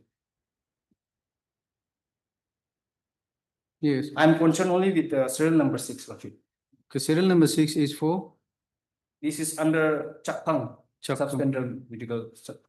Okay, for Chak. Vacancy without registration. Health unit Jakpang. Yes. Okay, only one recommended for Jakpang. Yes, Lordship. There was only one vacancy. The serial number 6 is you. Yes, Lordship. Okay, then what happened? Then after the forwarding of district screening committee, she was to be appointed as per the screening committee. However, Lordship, to the petitioner order surprise, page number 45, Lordship, Annex 9. Convey for government approval was made in respect of private respondent number 7. Okay, this was recommended in the year 25 May. Yes. And an appointment, this is Jakpang, same. Jakpang. Yes. You see, on the same post. Yes, Lordship.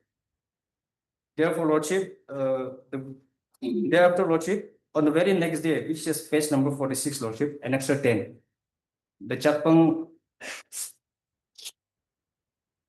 Lordship, the Chakpang Village Council has again clarified that the petitioner is the sole landowner. Okay.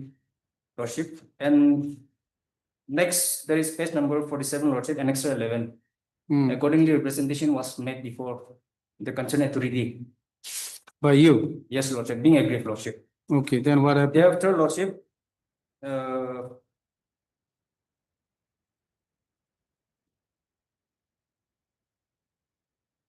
Lordship, may I take you to page number 51, Lordship, Annex 13.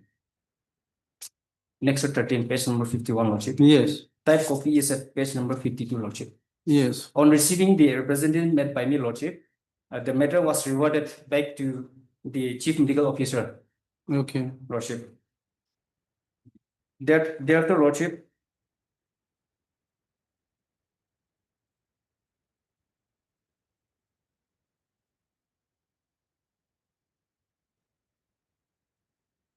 Lordship, may I take you to page number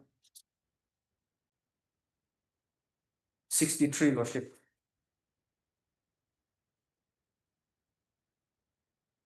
Yes.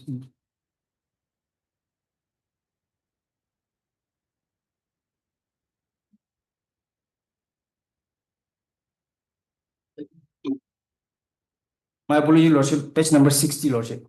Annex 19. 60? Yes, Lordship.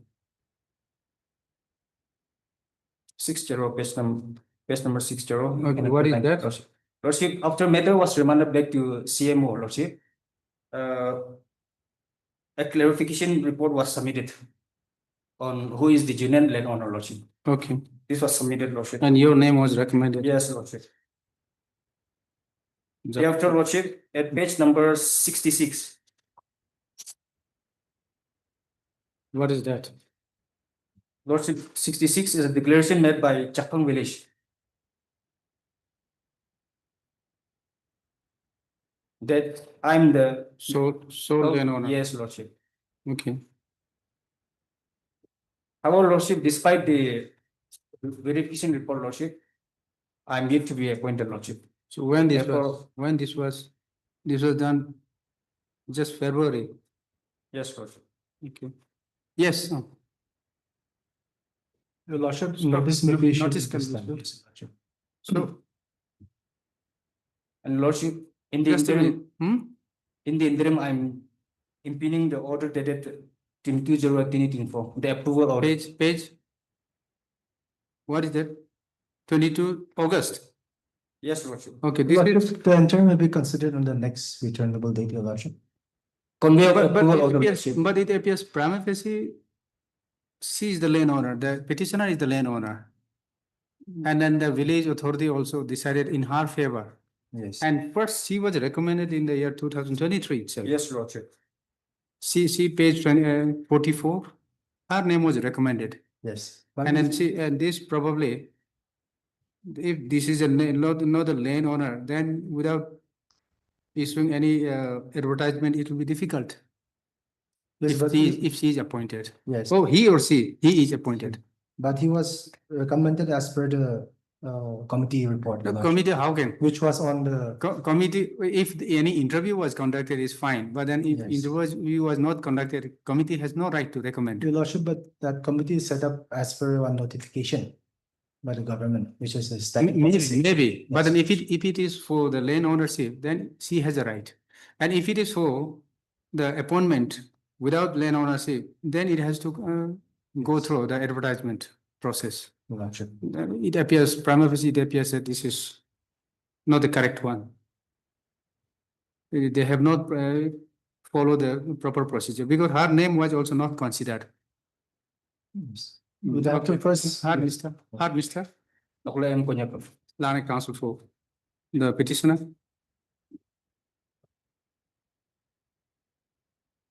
The case of the petitioner is that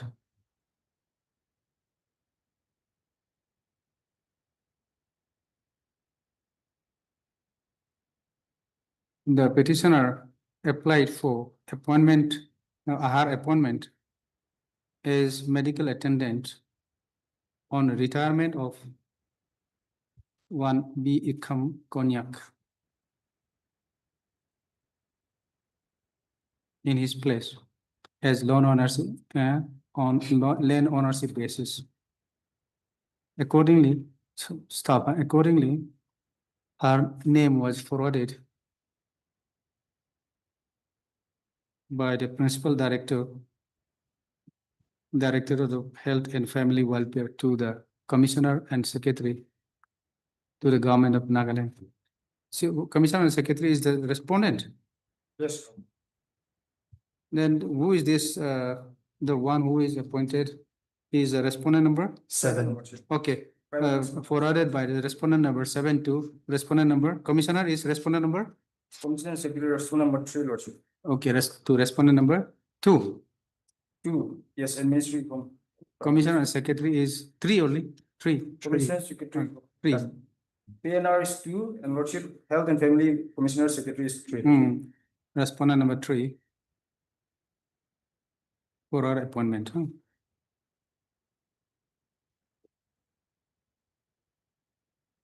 Stop. However,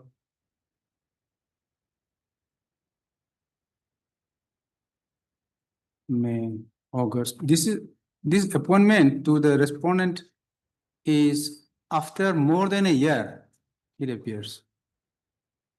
However, she was not appointed. But surprisingly, but instead, the respondent number 7. Yes, Lordship. Okay.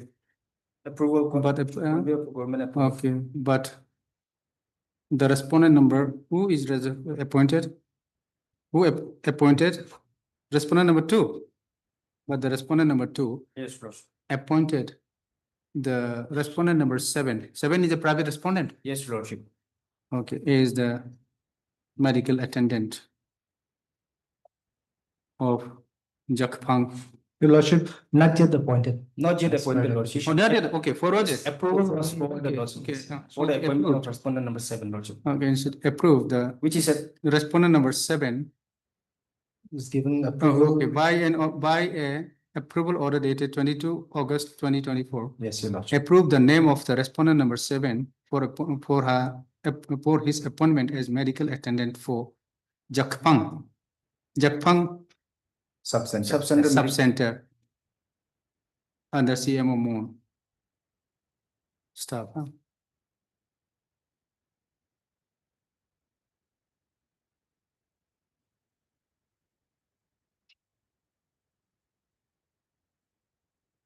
representation, lordship. On representation submitted by the petitioner, the authority referred the matter to Deputy Commissioner or to whom it was referred for decision? Chief Medical Officer, lordship. Chief Medical Officer for decision.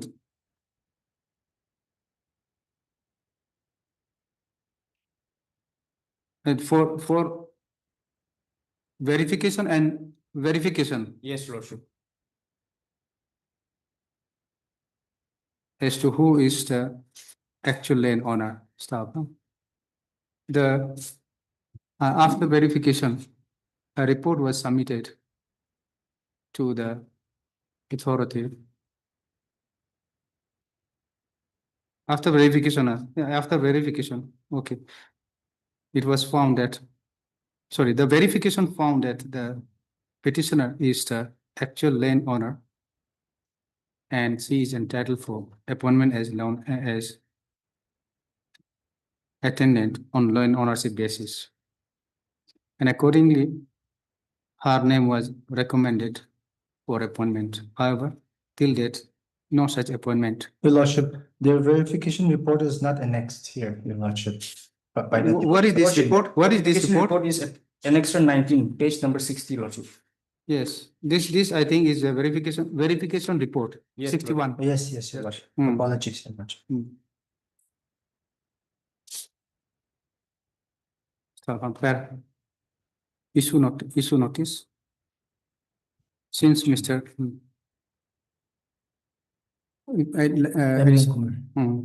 Longkumar, additional AG, no? Junior advocate. Sorry, land government advocate. Accept notice on behalf of all the respondent number 1 to 6, your lordship. 1 to 6. No formal notice need be issued to the said respondent. However, the petitioner shall furnish the requisite extra copies to the learned government advocate within 2 days from today. Stop. The petitioner shall also take steps upon the private respondent number 7. Yes, lordship. By a registered post with ID, as well as by usual process within a week from today. Stop. List this matter after 4 weeks. Stop. Para. In the meantime, it is provided that the respondent shall not proceed with the appointment of the respondent number 7 pursuant to the approval of the government dated 22/8/2024 till next returnable date. Your lordship. Okay. Deputy Operation. Congratulations. For hearing item numbers 31 to 34.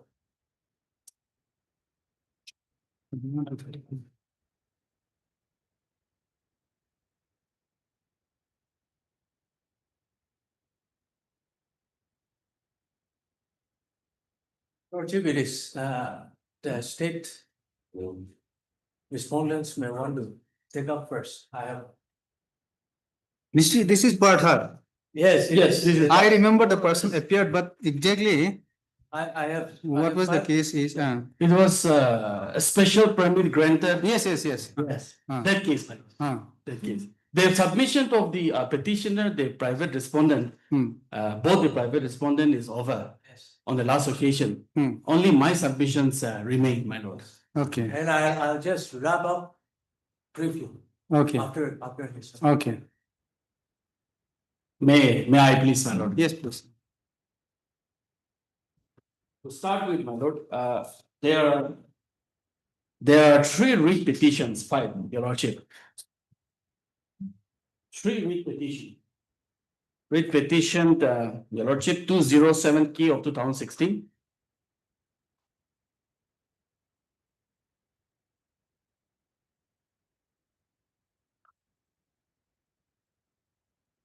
Two zero seven K of 2016. 207, okay. K of 2016. 58K of 2017.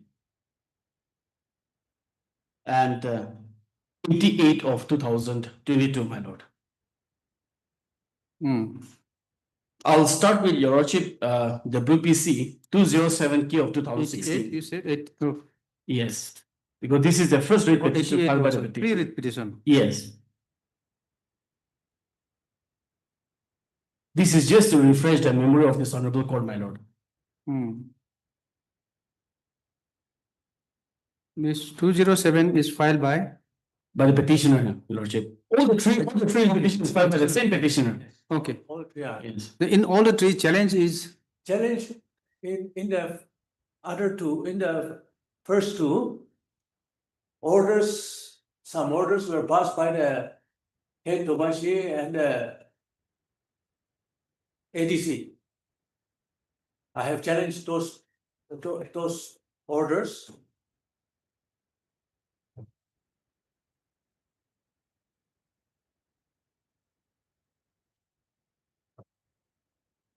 and in 88, And 88, I am challenging the decision taken by the decision taken by the administration after inquiry into the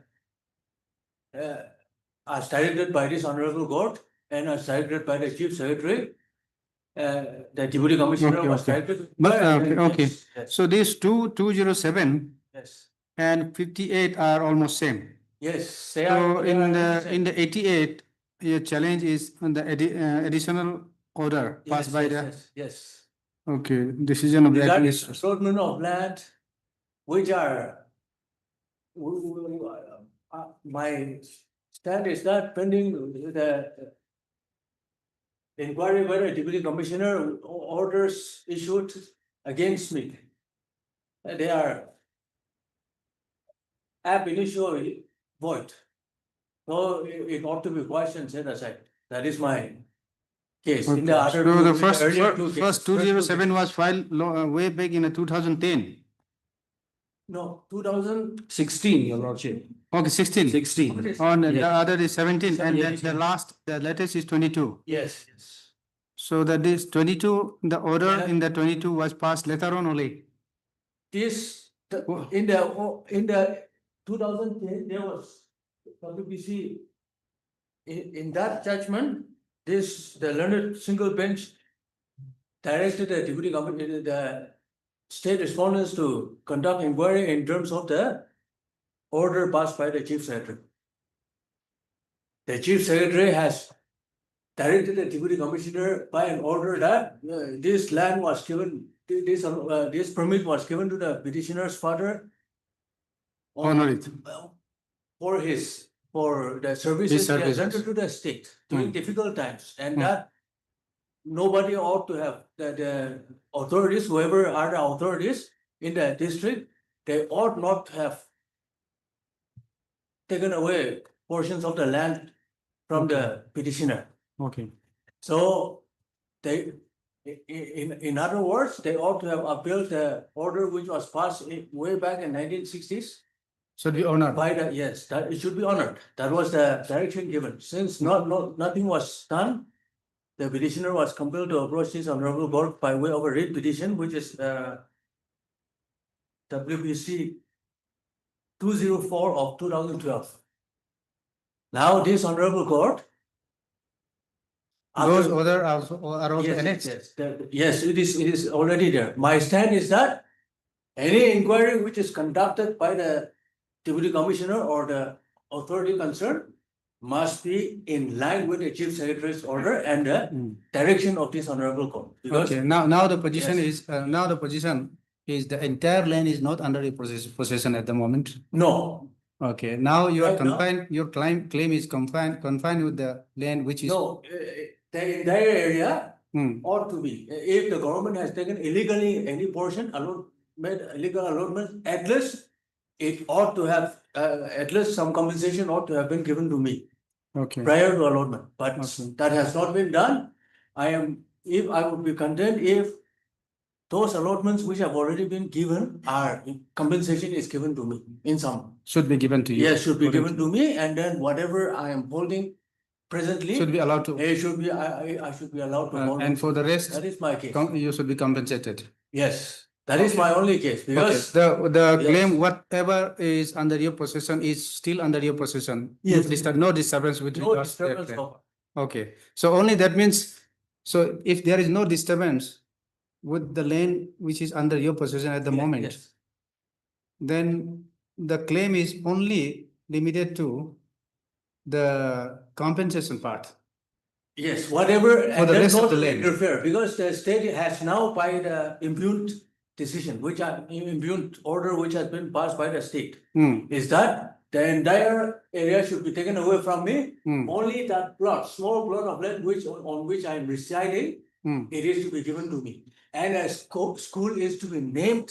Okay, A now school according to you, Yes. not only that small part. Yes, whatever is still in my possession. No, according to you, only that small part is under your possession, still under. No. Okay, bigger portion is there. Bigger portion is Okay, there. Yes. okay, yes. That is but Yes, since sir. I am residing in Okay. a particular plot, So by impugned order, only that particular small portion is given to you. yes, You are agree by that? I am agreed by that. So that is. Because you are under possession of the bigger land, Yes, and yes. rest should be compensated, for the rest, you should be compensated. Yes, what the Okay. government has allotted, I Okay. should be compensated. Okay, That should be that Okay. is my okay, case. we'll come back to you, yes. Lordship. I will start with 207, Your Lordship. 207. Yes. Okay, you are responding in all. In all, Your Okay, Lordship. yeah. Your Lordship, allow me to take my Lordship to page 12 of the writ petition 207.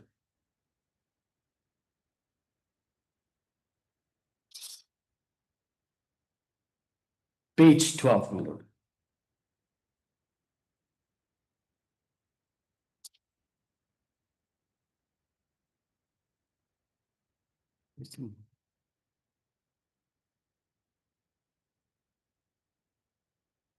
Para 11 is the prayer made by the petitioner in this present writ petition, my lord.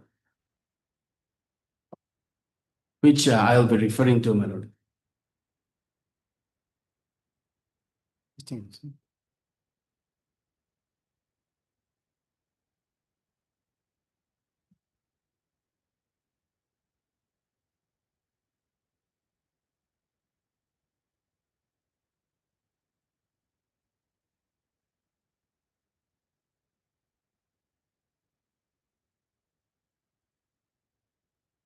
Two zero seven. Yes, my lord. Page This is 12. not 207, just a minute. This is 58, wait, huh? This is 58, wait, huh? 88. Oh, the oldest one.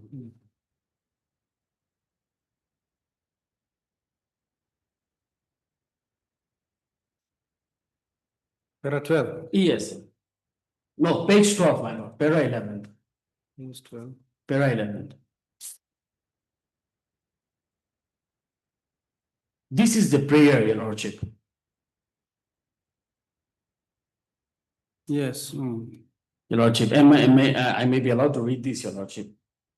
yes. In the premises, it is therefore prayed that Your Lordship may graciously be pleased to admit this petition, issue rules calling upon the respondents to show cause as to why a writ as prayed for should not be issued, call for the records, and on perusal of the same, and after hearing the parties to be pleased to make the rules opposite by Your Lordship 1. Court shall set aside the impugned illegal restraining order dated 5/1/2015 and 12/10/2016 in the interest and for the aid of justice. 2. Court shall set aside the impugned arbitration vacations order dated 20/10/2016 for the end of justice. And 3. To direct the respondent authorities to pay appropriate amount of compensation to the petitioner in respect of establishing government officers and illegally issuing 111 laws of permit from the petitioner's special permit without his consent, so as to meet the end of justice. So these are the three prayers made in this present petition. I would like to take my lordship to page 35 of the writ petition, your lordship. This is the first impugned order. Restraining order, your lordship, page 35.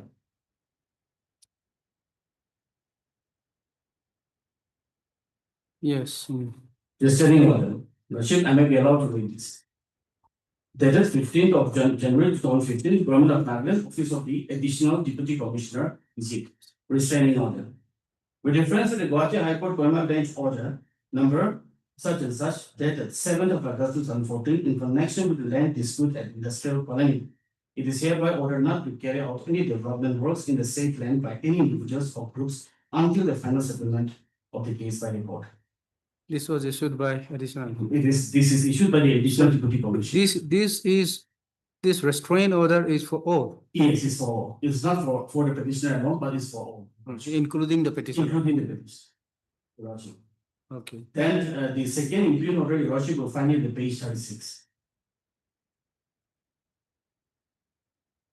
Again, your Lordship, this is dated 12th of October 2016.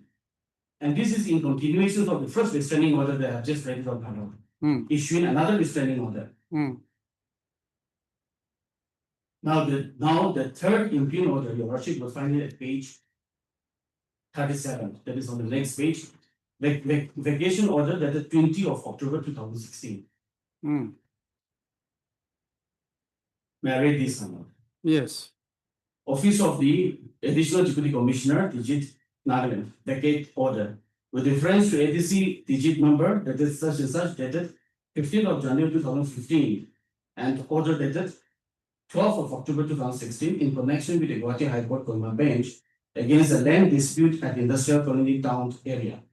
Whereas the following person, the Lordship, this is important, whereas the following person has been violated the said order of the High Court as well as the restraint order of the ADC digit, the Lordship. And there are 7 names reflected here. Nowhere, your Lordship, in this restraining order, in this vacation order, the name of the petitioners is reflected. This vacation order is not meant for the petitioner at all, your Lordship. The petitioner has got no local standard to even challenge this. I was reading. Okay, there is no vacation order. No, there is no vacation order passed against it. And therefore, this particular writ petition, your Lordship, the petitioner has got. This is in the same area. This is the same area. This is the same area, your Lordship. So these 7 persons occupies how much of lane from the? No, your Lordship, I have already placed the documents on my affidavit. I'll come one by one, your Lordship. Okay. I don't want to go in this manner. Okay. In order to show that the writ petitions, some of the writ petitions, your Lordship, the petitioner has got no local standard whatsoever to challenge some of the impugned order. This is one as such. No, just a minute. So by saying that the petitioner is not named in the vacation order, yes, what do you want to say? The petitioner is not under the possession of land? Your Lordship, how can a petitioner approach an honorable court? And when? Only when some of his rights has been violated, or if some action of any of the either the state or any person has affected him. Here, the vacation order is meant for those persons. Okay, these only 3 orders are the. I don't know in this petition. Only these 3 orders are in none of the order, none of these 3 orders, his name appear. Yes. So then he has no locus. Locus standard to challenge this vacation order because this vacation order is not meant for him. Yes. So therefore, 207, no, WPC 2078 of 2016, the petitioner had got no local standard to challenge this. This is what I was wanting to show before this honorable court. Okay, just a minute, Yes.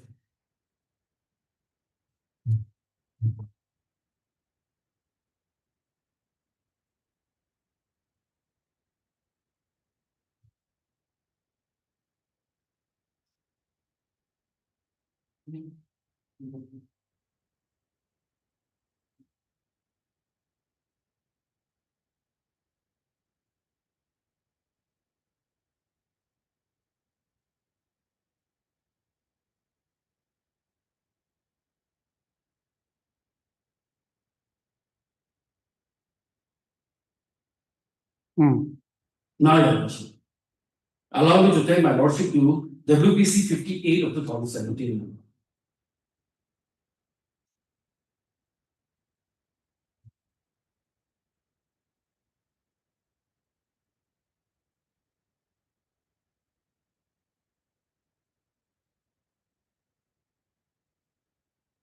Yes. Even here, your lordship, I would like to take my lordship to page 12, para 11.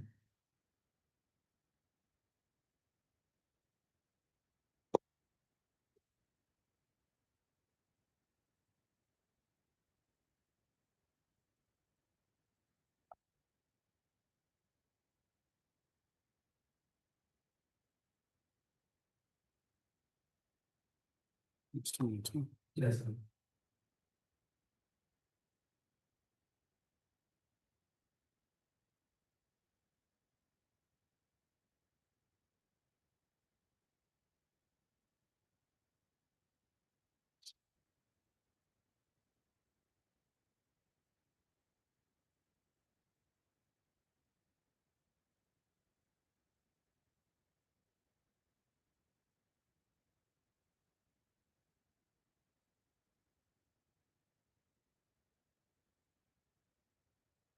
Yes. Now, these are the prayer made, your lordship, by the petitioner in this WBC 58K of 2017. Your lordship. Your lordship will find that at para 11.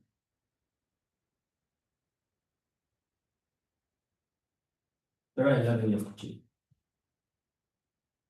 Yes. The lordship will kindly allow me to read this again. Yes. Para 11. That this petition is filed bona fide and in the interest of justice. In the premises, it is therefore prayed that your lordship may graciously be pleased to admit this petition, issue rules calling upon the respondent to show cause as to why a writ as prayed for shall not be issued, or for the records and on purpose of the same, and after hearing the parties, be pleased to make the rules absolute by 1. Question: set aside the impugned illegal land permit dated 15/5/2011, which has been issued without the consent and knowledge of the landowners petitioners. Number 2. Question: set aside the impugned arbitration vacations order dated 13/4/2017 for the end of justice. The lordship, allow me to take my lord to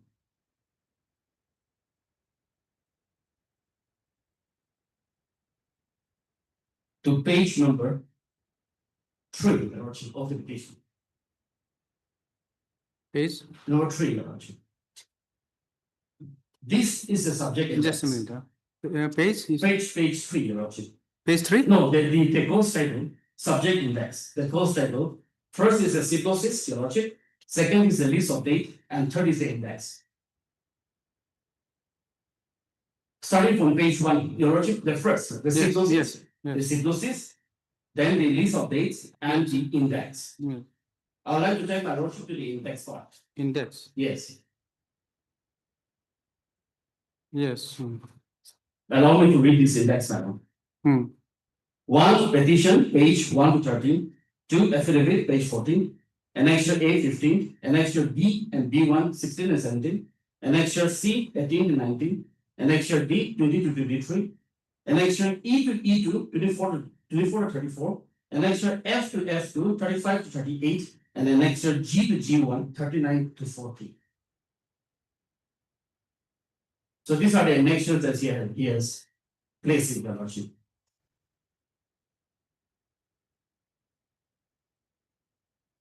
I would like to once again resubmit your lordship.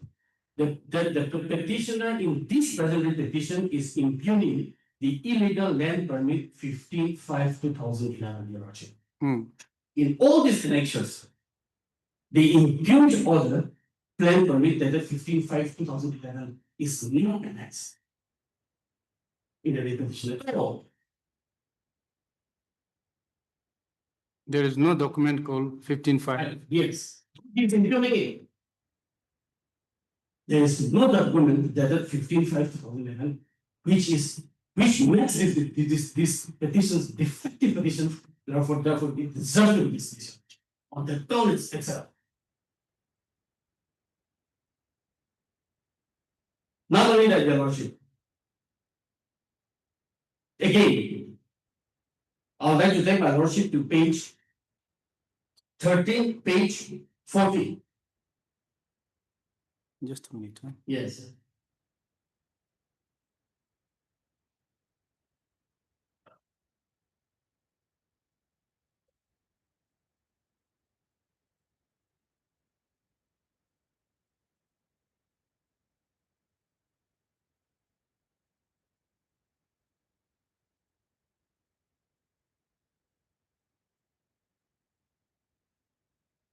Page 40.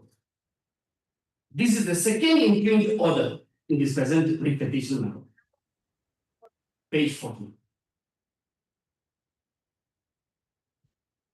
on page 14 40. 40. or 40.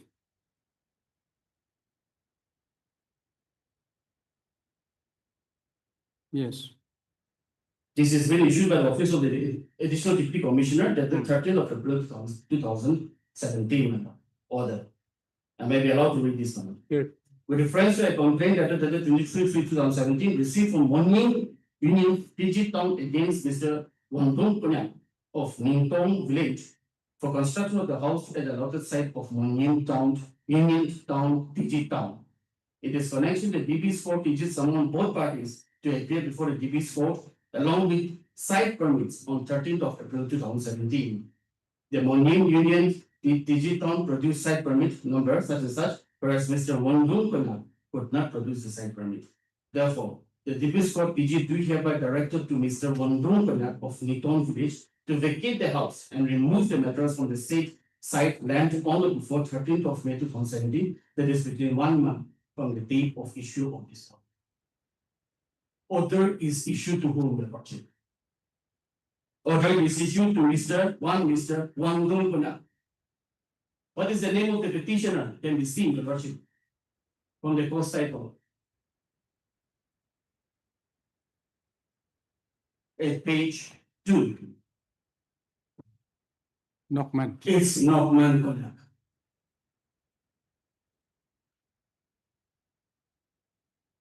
Where is the local standard of the petitioner to challenge this, Your Lordship? And this order was not meant for him.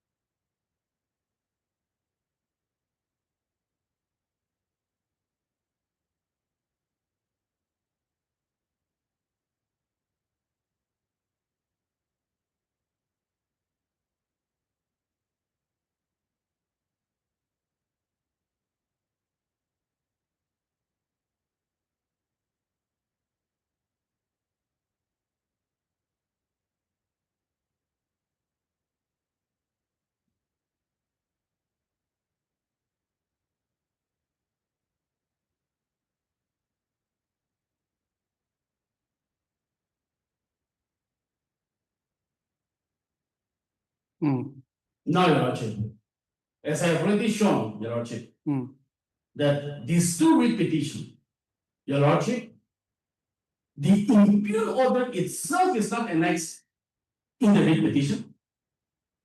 The order that has been challenged or impugned by the petitioner in the writ petition, the petitioner has got no local standard whatsoever to challenge those. Therefore, Your Lordship, this two writ petition is defective in nature and deserves to be dismissed outright.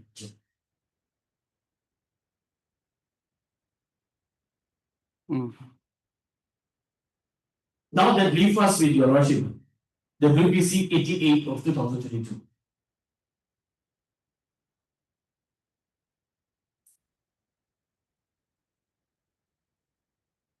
Will we say? 88 of 2022.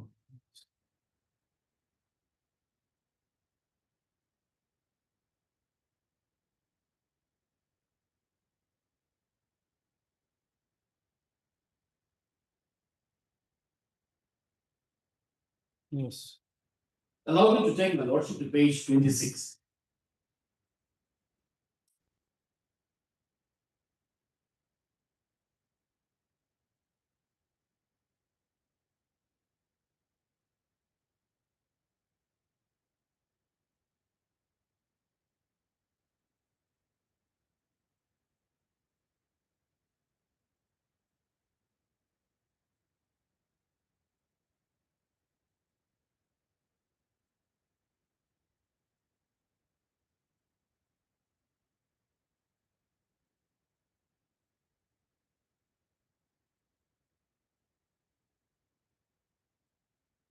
Hmm. This is a prayer made in this presented petition, Your Honor. Hmm. Yes. The question set aside the impugned special inquiry report dated 31/10 of 2014, the impugned order dated 24/9/2018, and the impugned letter dated 25/1/2020. This is the first prayer. Second prayer, to direct the state respondent to pay land compensation to the petitioner for the area of land covered by one notice of permit issued to the settlers on the petitioner's land, and further to direct the state respondent not to encroach any further and desist from issuing any more allotment permits against the state, against the land encompassed by the special permit dated 29/3/1971. What has led to this special permit, special inquiry? Allow me to explain. Petitioner as well as the private respondent has already explained in detail, Your Lordship. However, for better submission and better understanding of my submission at the course of the petition, I may be allowed to revisit some of the documents again. How did the issue, Your Lordship, for which the petitioner is seeking land compensation, Your Lordship, in this present petition, how did the petitioner became or is claiming to be the owner of that land? That is the issue. To give land compensation, Your Lordship, the petitioner has to first prove that it is his land. Encroachment has been done on his land. Unless that is, Your Lordship, right to seek land compensation, Your Lordship, the petitioner has got nowhere about that. So how did the petitioner, or how is the petitioner claiming rights over the land for which he is seeking compensation? Your Lordship, allow me to explain this, Your Lordship. This area or the land where the petitioner is claiming to be his falls under the digital area, that is under the Montes area. What happened is, Your Lordship, somewhere way back in 1968, when the Digit headquarters was established by the government, there is a village called Chaboga village, who are made as the party respondent, was one of the private respondents in the present petition. The village donated 1,200 acres of land to the government for establishing the town. This is an admitted fact. This is an admitted fact, Your Lordship. In all our report, we have admitted this, that it is the Chaboga village who have donated 1,200 acres of land to the government for establishing the Digit town. From this 1,200 acres of land. Is it on record? Yes, it is on record. Next. Yes, Your Lordship, it is annexed. We have in all record we have mentioned that range. Okay. From this 1,200 acres of land, this portion of land is the petitioner is claiming to be the owner of that land. This portion of land was allotted but was given to the petitioner's father for cultivation purpose. A special permit, Your Lordship, dated 29th of March 1971. Allow me to take my Lordship to page 32.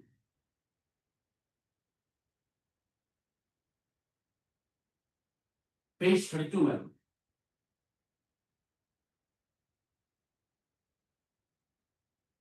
Yes. This is the type copy, Your Lordship. The original one is not quite readable, therefore I'm reading from the type copy, Your Lordship. 32 is a map. Yes. No, 31 is the original copy, 32 is the type copy, Your Lordship. 32 is the sketch map of L. Wangshu farm Your land. Lordship, the Digit. petition which the council has given me is page 32, actually, Your Lordship. If, Your Lordship, if it is type copy of the land permit dated 29 Is of March 1971, and is 31. Is 31. page 31, Your Lordship. In my petition, it's page 32. Anyway, Your Lordship, allow me to read this. This is Government of Nagaland, Office of the Additional Deputy Commissioner, Mount, Subdivision, Mount. Your Lordship, subject. This is very important. Special permit for farmland at Digit. So a special permit was given for farmland at Digit, and the first para itself makes it very clear with regards to the subject. The first para. Sri L. Wangshu Konak. This is the father of the petitioner. RCM is allowed to continue cultivation of the low-lying areas which he has already put under cultivation at Digit. The line of demarcation will be as follows. The first para itself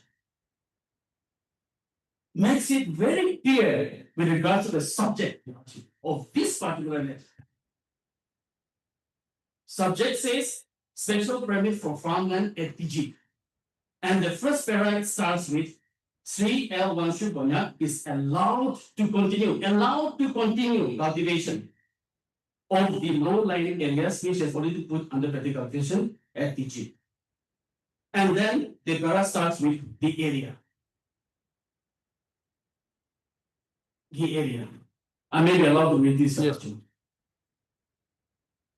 A straight line will be drawn from a point on Sonari Road, Mount, as shown in the survey map, till it joins another survey map marked near the private track, as shown in the survey map. From the survey marked point, it will run straight south till the line reaches the first line of banana trees, after which it will turn straight northwest till it comes parallel to the point marked on the stem by me on 24/5/1971. Taking the last point of the northwest line, a straight line should be drawn towards south, crossing the marked stem till it reaches another mark on the dead tree. From this dead tree line, a line will continue to straight for a few yards, then turn southeast and join now June area. Your Lordship, following the area, this is again important. Following the area already June this year, a line should join the Digit River near the pool called Chizai. Besides these areas, he is also allowed to continue paddy cultivation at the confluence of Digit and being shown in the map as. Your Lordship, the last line, besides these two areas, he should vacate all areas he has put under cultivation immediately. Now, from this letter, what we understand is the petitioner's father was doing cultivation in areas of him. And with this special permit, he was allowed to do cultivation in the portion that has been mentioned here. And besides this area, he should vacate all the areas he has put under cultivation immediately. So the special permit, Your Lordship, is meant for purpose of cultivation alone. This cannot be construed in another meaning, Your Lordship. For it is very clear here. It is for the cultivation purpose, Your Lordship. Then, Your Lordship, what happened?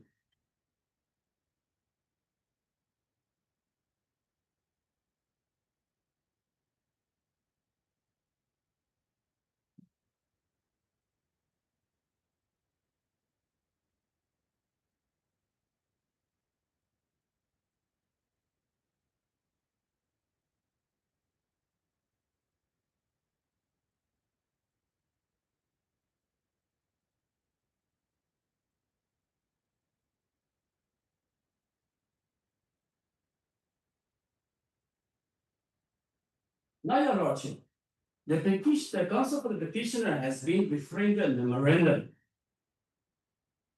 issued by the circle officer, DG, stating that this has actually legalized, or it shows that this portion of land has been allotted to the petitioner's father. Allow me to read the memorandum, Your Lordship. In my petition, Your Lordship, the memorandum is at page 34. The type copy is page 35. Yes. Type copy is 34. 34. Hmm. Yes. I may be allowed to read this, Your Lordship. Yes.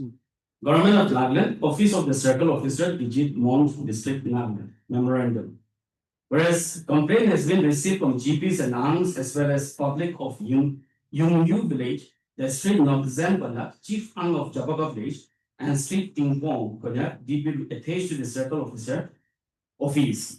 Digit have encroached the land allotted to let Wanshu Konak at Digit headquarters and now holding by his elder son Sri Nogman Konak by the then additional deputy commissioner special permit memo number dated 29th of March 1971. Under the signature of TCK Lota, IS, the then ADC Mon. I have personally verified the boundaries as shown in the said permit with the help of Sri Pewang Konak, DP and Sri Achok Konak, DB, in presence of the stakeholders and the GPs and ANGs and publics of Yunu village on 11th of April 1975 and found bamboo groves, banana trees, thumbed on off of a dead trees, papaya trees, grown prominently in the said boundary. The next line is important. Therefore, I do not find any reason as to how Sri Nogzan Konak and Sri Timpong Konak can claim the land by encroachment. I therefore uphold the special permit issued by the erstwhile Deputy Commissioner Mont and further allowed Sri Nogman Konak, son of like Wanshu Konak, to cultivate, Your Lordship, the whole ploy of land as allotted to his father under the present care of Sri Sanai Konak, which is closely related to late Wanshu Konak and his site at Digit headquarters. Since Sri Nogman Konak is reading in the school at Mon, but in no case Sri Sanai can claim ownership of the land. Also, Sri Nogzan Konak and Sri Timpong Konak should stop encroaching the said plot of land immediately in order to avoid future complications. He is allowing the petitioner to continue cultivation on account of the special permit.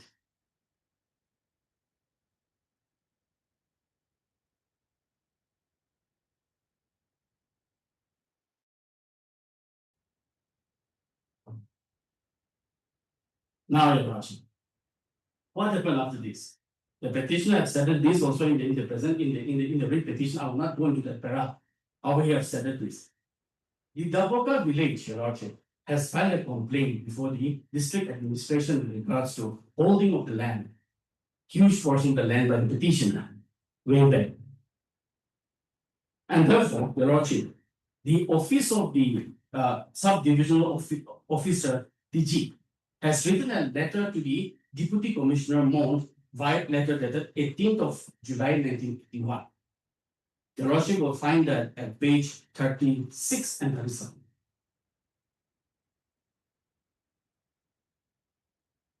This will clear many things, Your Lordship. I may be allowed to read this. Governor of Nagaland, Office of the Subdivisional Officer, Digit, Mon District, dated 18th of July 1981, to the Deputy Commissioner Mon, subject headquarter land occupation by private people. Sir, 1,200 acres of land was offered for Digit headquarters by Joboka village on compensation basis, comprising land from the river towards the guest house. It is however found that Nogman Konak, son of late Wansho Konak, and Tin Hai ex-MLA are still having cultivation in the given area. Sri Nogman Konak has also put up a case of his having ownership right on the strength of the permit issued to his late father. This office has not received till date any case of claim from Street and High, though asked to intimate if there is any. Your Lordship, next para is important. In the event of misusing land now held by these two persons, the land offered by Jaboka village does not amount to 1,200 acres, as such, the digital settlement development programs before clarifying the said two locations. I therefore request that a point be made from the end to clarify Lokman Key since a permit in favor of Lake Washu was issued from Hong Kong. Up to 1981, 18th of July 1981, it is clear that allotment has not been given to the petitioners, neither to his. It is only on the strength of the special permit, Your Lordship. The petitioner is claiming this land to be his. It's very clear for this.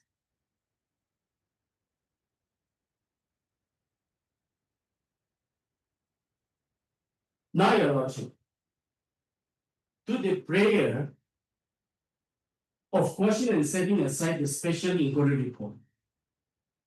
How did the special inquiry report came into existence?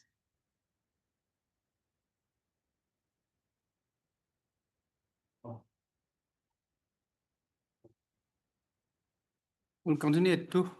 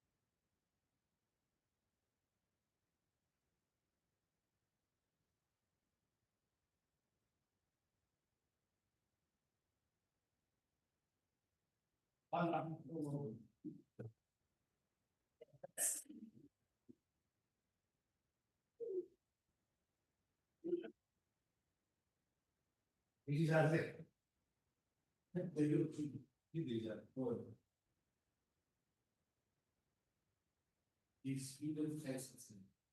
I'm going to put this now. I mean, people. No.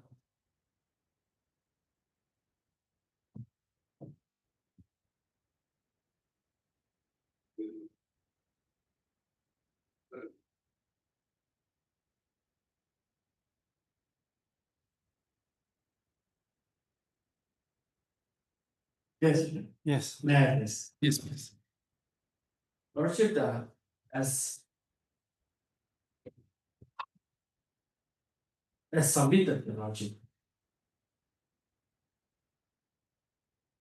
Till 18th of July 1981, the letter issued by the subdivision officer to the Deputy Commissioner Mont clearly shows that no involvement whatsoever has been given to it. Till 18th of July 1981. This is a letter, the Lordship, written by the subdivision officer, Egypt, to Deputy Commissioner Mont, informing that the headquarters land has been occupied by the private people. At page 37, madam, I have read it out. Yes.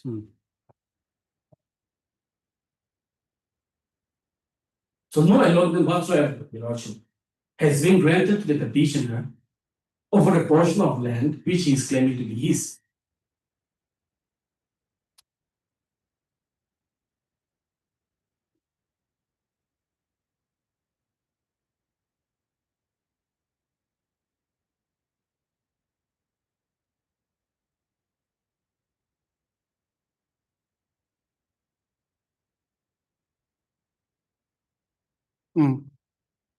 Second para of the letter, Your Lordship, clearly shows that. Now, Your Lordship, what the petitioner is challenging the Special Inquiry Committee report in the present petition. And what has led to these constitutions of the Special Inquiry Committee and the report, submission of the report subsequently thereafter, is because, Your Lordship, the petitioner has submitted a representation before the then Chief Secretary of the State of Nagaland, alleging that his land has been encroached. And the Chief Secretary, by a letter dated 18th of July 1996, Your Lordship will find that at page 40.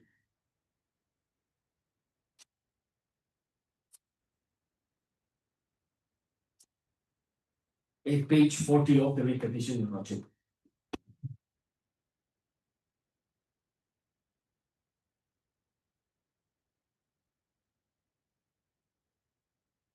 Yes.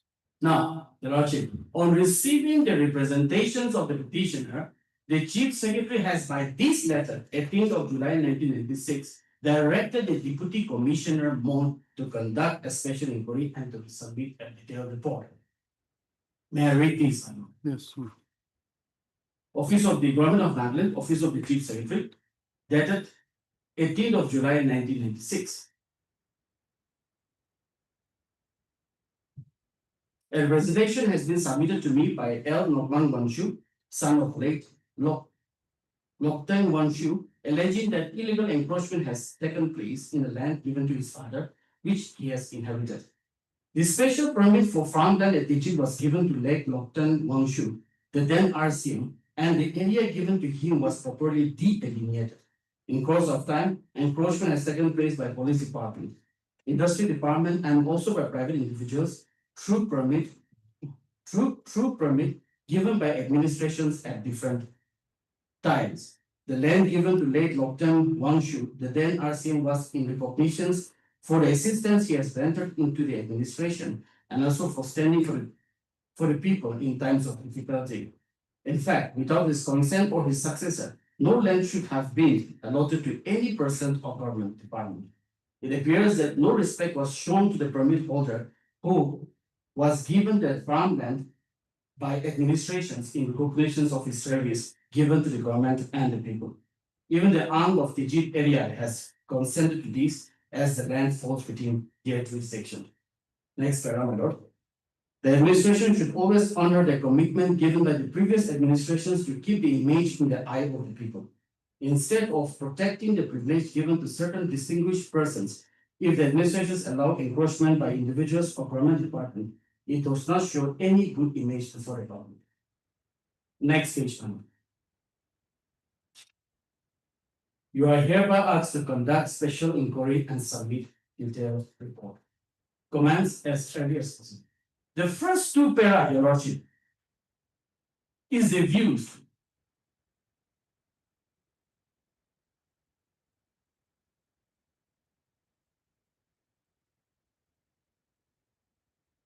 Is the views, Your Lordship, of is the views, and what the in the presentation, what has been mentioned is narrated here. The direction was to conduct a special inquiry report.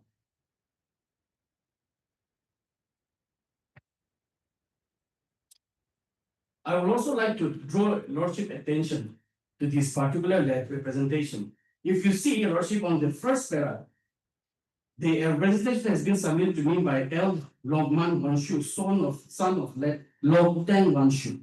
Here, Your Lordship, actually the name of the father, as can be seen on the permit, is L. Wanshu, not Longtan Wanshu.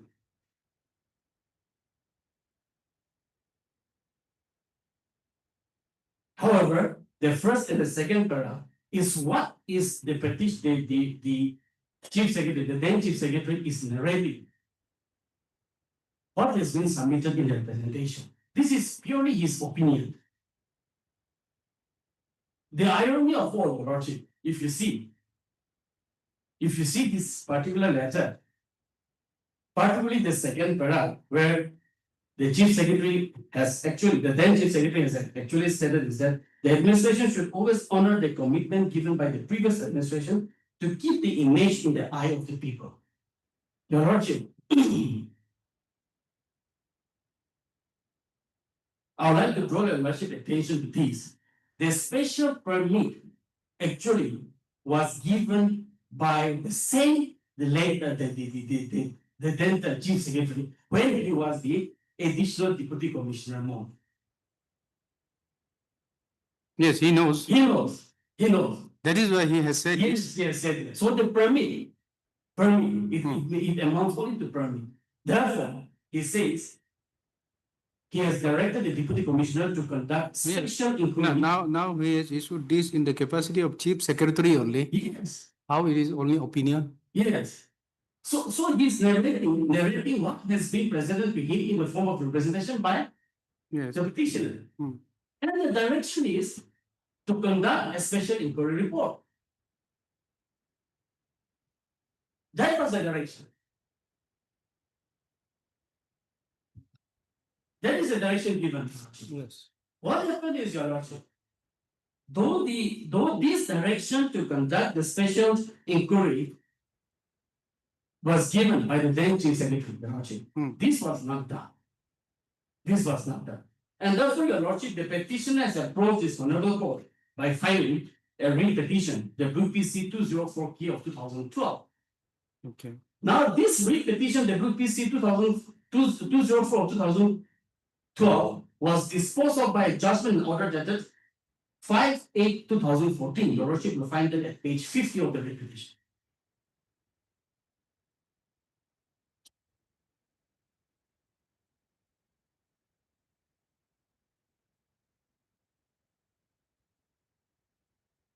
Yes. Yes, Your Lordship, page 50.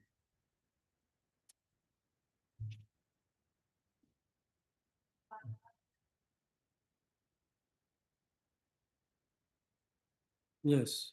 Up to page, Your Lordship, up to para 5. These are the facts which has been narrated in the re-petition and which has been, Your Lordship, Yes. recorded up to para 5. Para 6, Your Lordship, if you see. Your Lordship will find para 6 at page 52.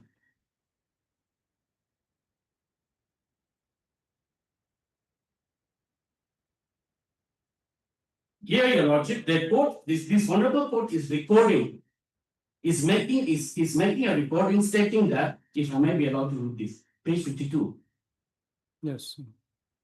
Para? 6. my lord. Okay. This is what he has reported. Although an affidavit in opposition has been filed on behalf of the official respondent, the claim of the petitioner has not been disputed. The facts as to issuance to the direction by the chief secretary is also not disputed. This being the position of the direction, now the direction start. I feel inclined to allow this petition and to direct the Deputy Commissioner Mon to hold special inquiry as was directed by the Chief Secretary by order dated 18/7/1996 within a period of 3 months from the date of receipt of certified copy of this order without fail and forward the same to the Chief Secretary for passing necessary. So the direction again by this honorable court was to hold a special inquiry and to submit the report. The direction is exactly the same as that of the direction given by the Chief Secretary. Nothing changed. Nothing changed, Your Lordship.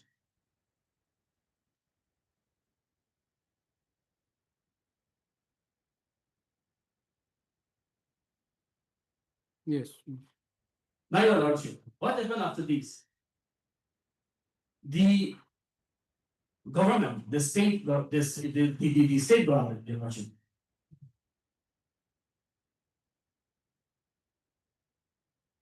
the state government, Your Lordship, has constituted as per the direction of this honorable court in compliance with the judgment and order, Your Lordship, passed in the WPC 204/2012. A committee was constituted with ADC PG as its chairman and SDO Civil Mon Sadar as the member secretary, Your Lordship. Right, okay. Now, this committee has submitted its report on dated 31/10/2014 to the Deputy Commissioner. The Lordship will find that at page 54.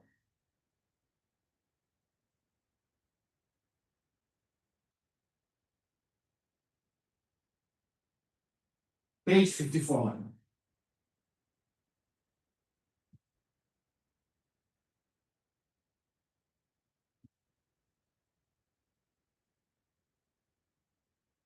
54 is special inquiry report. Yes, Yes. the Lordship.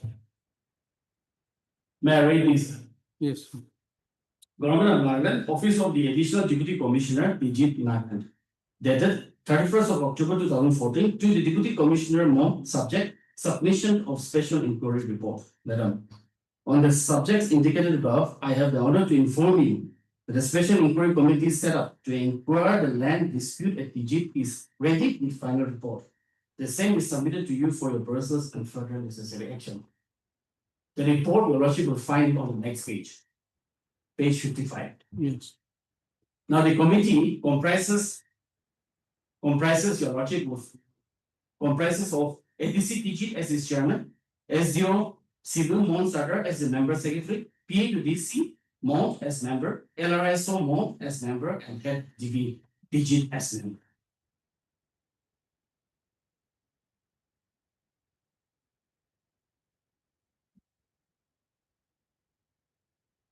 Now, Your Lordship, the background. In 1971, the then ADC Mon issued a special permit. Again, Your Lordship, we are talking about, this is the report. This is the report filed on 2014, where again it says, in 1971, the then ADC Mon issued a special permit to lay L1 shoe as farmland in the locations of his service given to the government and the people, by in amount such and such, dated 29th of March 1971. In 1974, Sri late L. Wanshu died and a special permission passed on to Sri Nogman Wanshu, the eldest son of L. Wanshu. Sri L. Nogman Wanshu alleges that despite having documentary evidence, the general administration had several times encroached upon his illegally inherited farmland by way of issuing permits without his consent. In the same manner, in course of time, government department, including industries, other private individuals were granted permit by the general administration. On the next page, Your Lordship.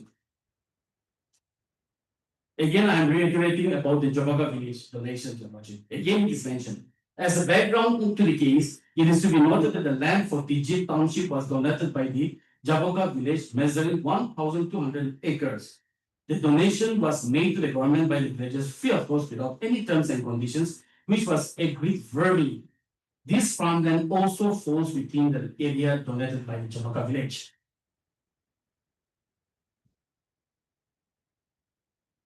So the land in question, Your Lordship, undoubtedly, it is on the land that has been donated free of cost by the Jaboka villagers to the government for establishing the Tijit town. Undoubtedly, Your Lordship.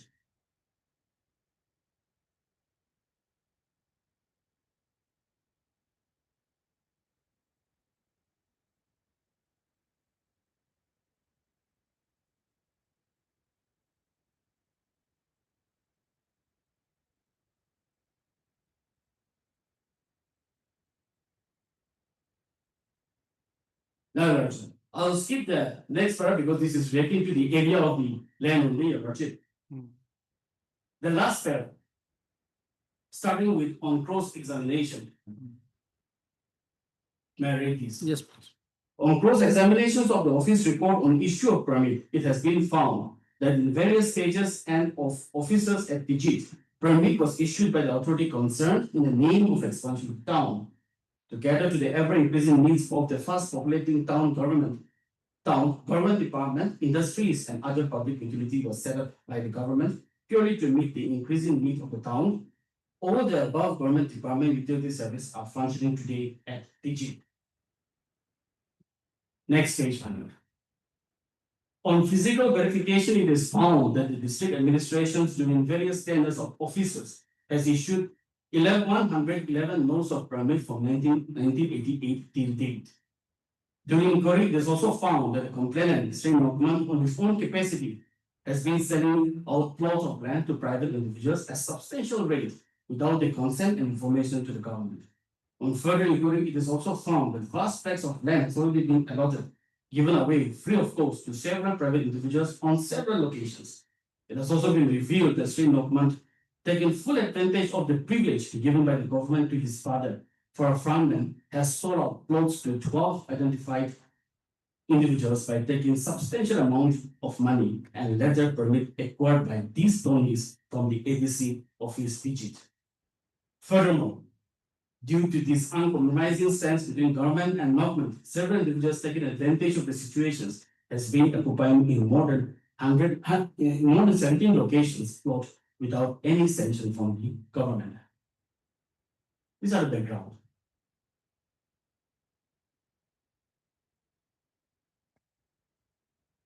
And the committee finally, Your Lordship. I may be allowed to read this one. The special permit issued in 1971, dated Mon, the 29th of March 1971, issued by the then ADC Mon, is authentic. However, there is no record of payment of revenue to the government, and the permit does not stipulate any terms and conditions governing the special permit. Number two, it is an accepted fact that the land for Tijit headquarters was donated by the Jaboka village to the government, and the special permit itself was issued to late L. Wanshu by the government. In view of the rapidly growing populations of Tijit town, the district administrations need more land for development of town to appease the growing needs of land for dwelling units. The district administrations has issued permits for the purpose of expansion and development of the town. Number three, there are already 111 notes of permit issued by district administration from 1988 till date. Further, 12 notes of plots were settled through the complainant and 17 members without any permission, adding up to 140 families already settled in the area. Trying to relocate these 140 old families will create a lot of social tension, leading to a grievous law and order problems in the town.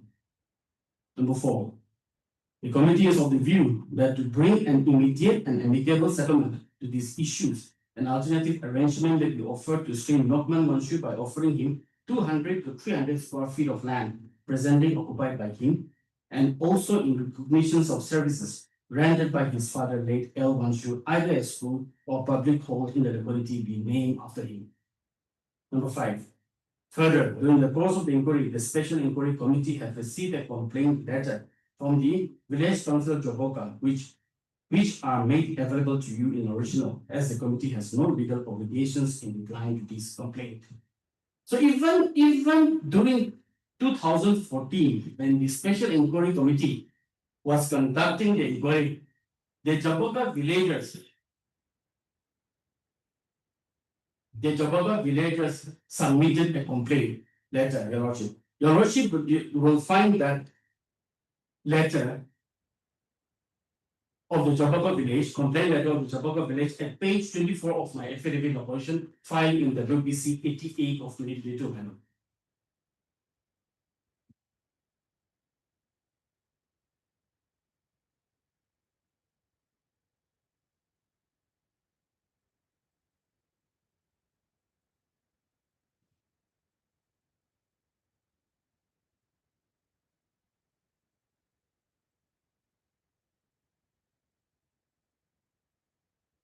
Okay, this.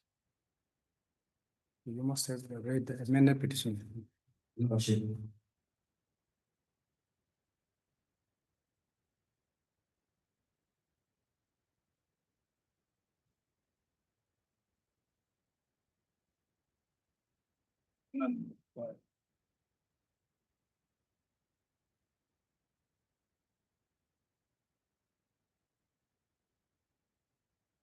Yes. Page. Page 24.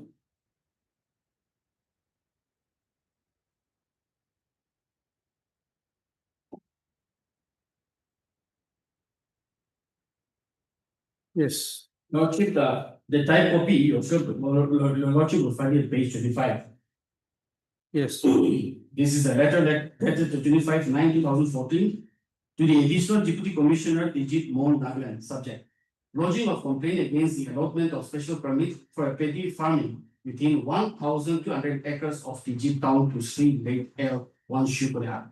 Sir, with reference to the subject cited indicated above, with the undersigned, Jaboka Village Councils and dignitaries would like to draw your kind attention towards the aforesaid complaint being lodged to your competent authority for your kind redressal, please.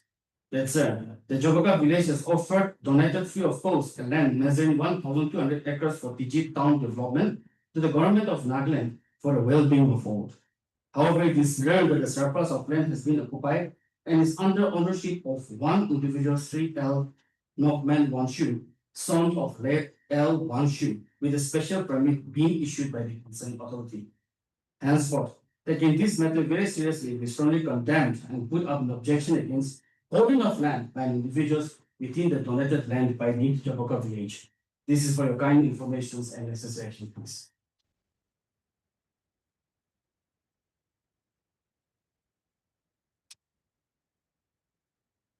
Your Lordship, from the committee report, These are, I think, the one who wanted to impede them.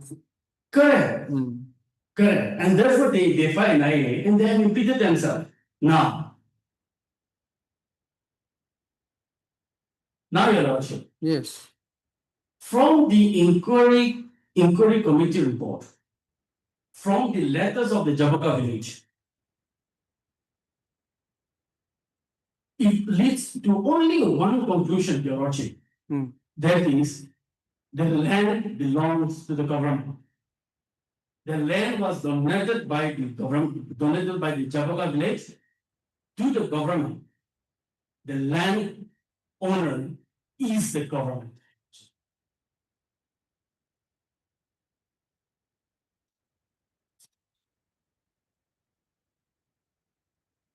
Your Lordship, Hmm. nowhere in the read petition that in this entire three petitions that the petitioners have filed, not even in a single read petition, the petitioner have annexed any document showing that the land has been allotted to his father or the land has been allotted to him. He is here before this court only on the strength of the special permit.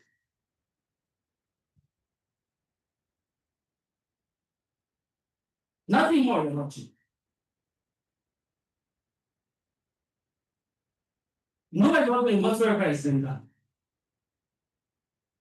So according to you, the petitioner claims ownership of the land based on the permission, special permit. Yes. Okay, the special permission was granted to him, Not to him, to his father. to his father. It was inherited by the petitioner. According to them. According to them, yes. Yes, according to them, yes. Okay. And then, but you have also, it appears, allotted certain portion of land to the private parties. Yes. Okay. Now, when the government has given land Yes. to the person with special permit, Yes. unless it is taken back, unless the special permit is cancelled, Yes. or unless you inform the person whom you have given a special permit, Yes. can you give allotment to any one person? Special permit is already cancelled, my lord. After cancellation, It's already cancelled. where? Your Lordship, I'll show you, Your Lordship, I'll show you. Okay. Allow me to submit, my lord. I'll show you. Okay. It's already been cancelled, my lord. It's already been cancelled. Now thereafter, Your Lordship, after the special inquiry committee report was submitted to the government, Your Lordship, the petitioner and the government, Your Lordship, has held meeting on 2 occasions after the report was submitted A meeting by? by the petitioner and the district administration. Okay, okay. Has held meeting on 2 occasions, and this is to discuss or to sort out the outstanding issues regarding the allotment of land. Okay. Your Lordship will find that at page 66 of the writ petition. I'm sorry, ma'am.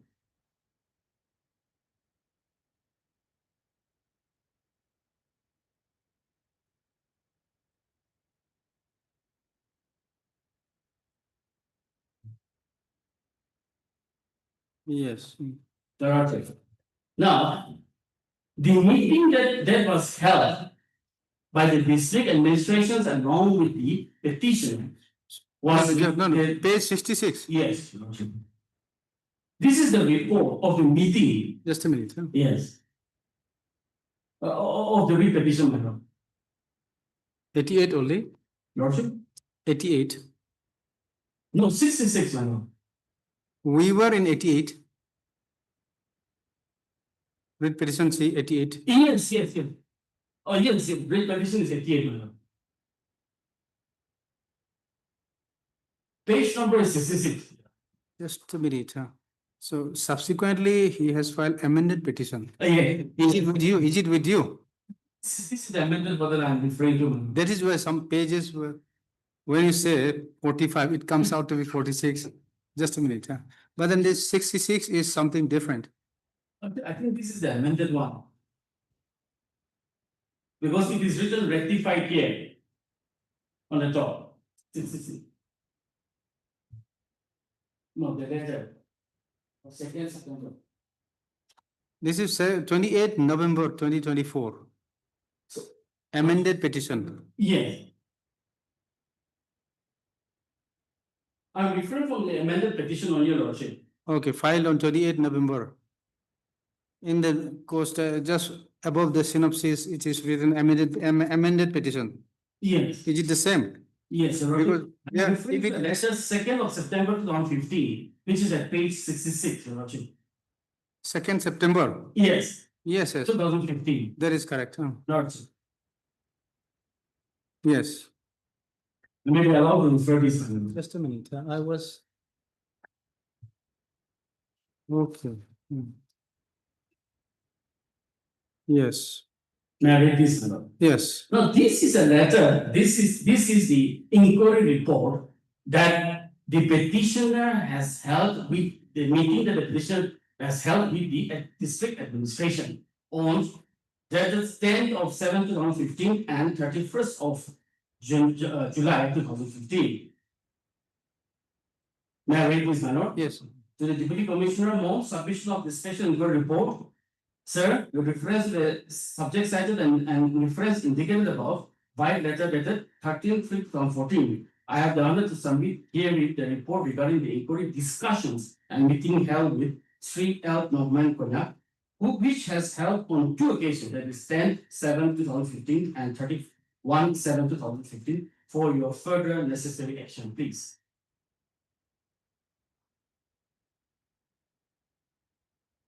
Your Lordship, page 67 is the meeting minutes. Yes, Allow me to read this, my lord. yes. A report of the meeting held with Sri Nogman Wanshu, son of late L. Wanshu, in connection with special plan permit dispute relating to the WPC 204K 2012 Sri L. Nogman Wanshu versus State of Nagaland and others. The subdivisional administration, as directed by Deputy Commissioner Mont, held a meeting with Sri Nogman Wanshu on 10/7/2015 and also 31/7/2015 in the office chamber of the Additional Deputy Commissioner, Digit, with a view to sort out the outstanding issues regarding the allotment of land. During the meeting, certain contention points, demands, and proposals submitted by Street Nogman was discussed primarily. Point by point discussions were as given under. So he expressed certain demands, Your Lordship. One, resurvey of special permit as per 1971, but not as per 1975. Resurvey, he is asking for resurvey. It says, resurvey of the special permit here. He himself is talking about the special permit matter. Resurvey of the special permit has already been carried out on 27/10/2014 with the help of retired Vivashi, Sri Achok and Mr. Zenai Konak, caretaker of Sri Nogman. As these two individuals were present on the spot physically during 1975 resurvey of the 1971 special permit. The areas as per resurvey done on 27/10/2014 with GPS measures 157.81 acres. Your Lordship, may kindly note down this area. It is 157.81 acres.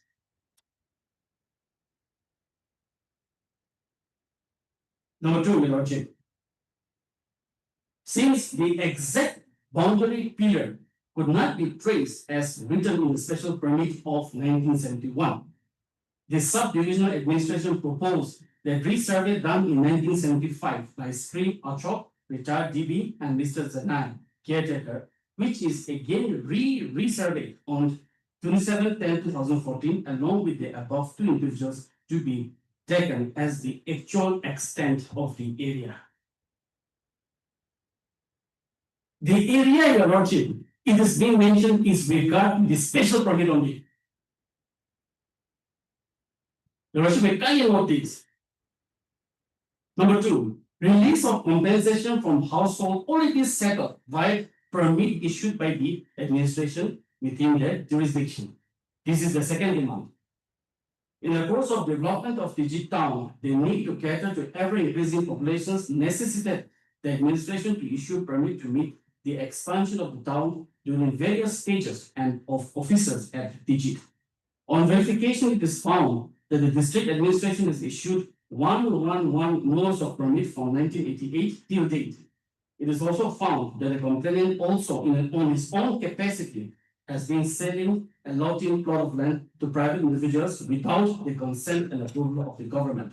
In this connection, the district administration has received representation from Digit Town Public Union, the Jaboka Village Council's actual landowners, seeking clarifications and complaint against allotment of huge acres of land to a single individuals, as it is threat to their existence and development activities to Digit Town in the near future. As such, conceding to this demand will create law and order problems in Digit Town.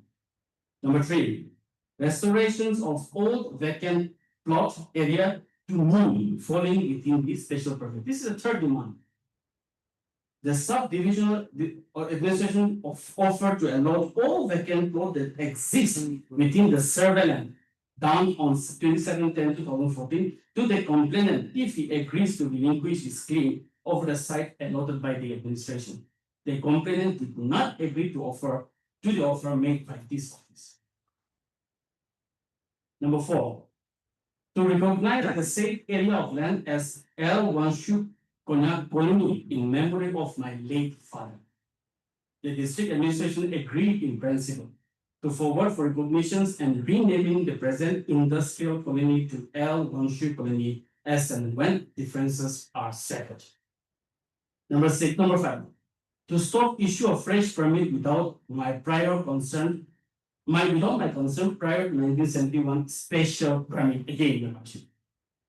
When the standing order of Gauhati High Court not to issue any permit pata in respect of the petitioner, it was agreed not to issue any fresh permit from both sides until judgment is finalized. The petitioner also verbally agreed to take responsibility for any issue arising out from the sites allotted, sold from the site. Number 6, to stop all the double permit holders at present trying to enter within my jurisdiction.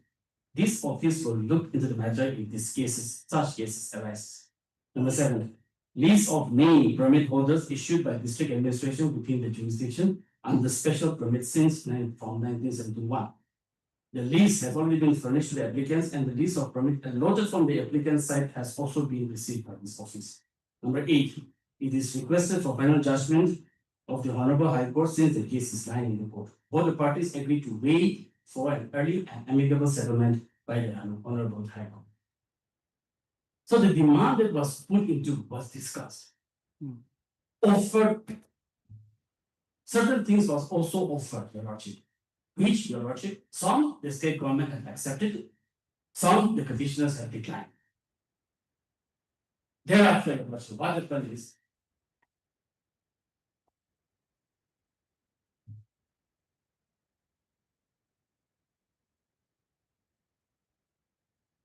by an order dated 24th of September 2018. Your Lordship will find that at page 80.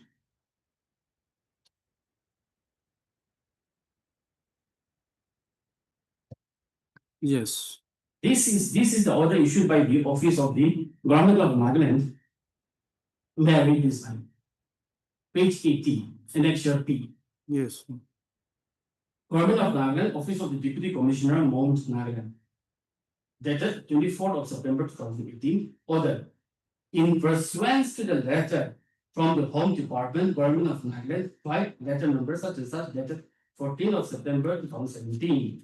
With regards to special inquiry report on the special permit issued to Lake Manshu for farmland at the JIT headquarters, the permit number 8487-90, dated 29/3/1971, is hereby cancelled with immediate effect in view of the expansion and development of the JIT administrative headquarters, requiring all vacant land for public office establishment. 2018, it was cancelled.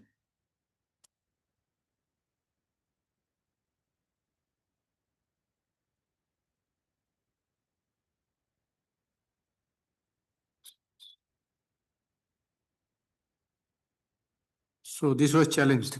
Yes, in 2022, in this present writ petition, he is challenging this. The order was passed in 2018. Your Lordship.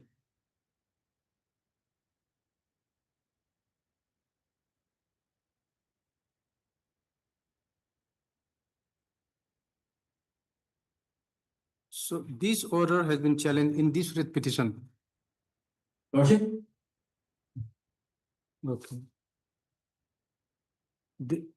I mean that this is impugned order in this writ petition. Yes, it is impugned here. It is impugned here, Lordship.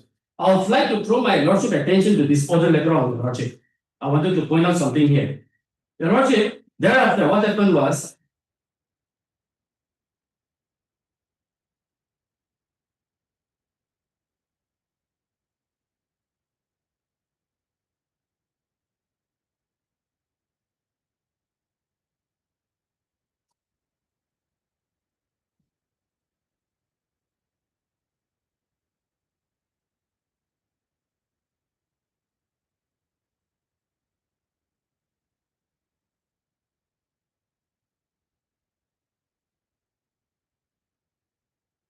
the petitioner submitted a representation, Your Lordship. Thereafter,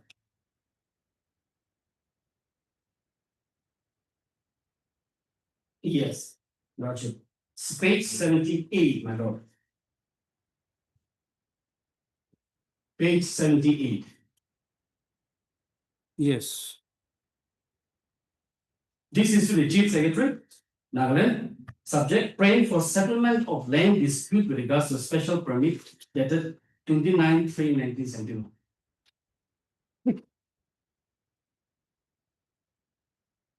And my lordship got it. Yes. Allow me to read this lordship. Sir, with due respect and on the subject herein above mentioned, the undersigned hereby brings to your kind notice the following facts and circumstances for your prompt intervention and necessary action. That on 29/3/1971, the district administration has given a special permit to my father, late L. Vanshupola, in recognition of his service rendered towards district administration.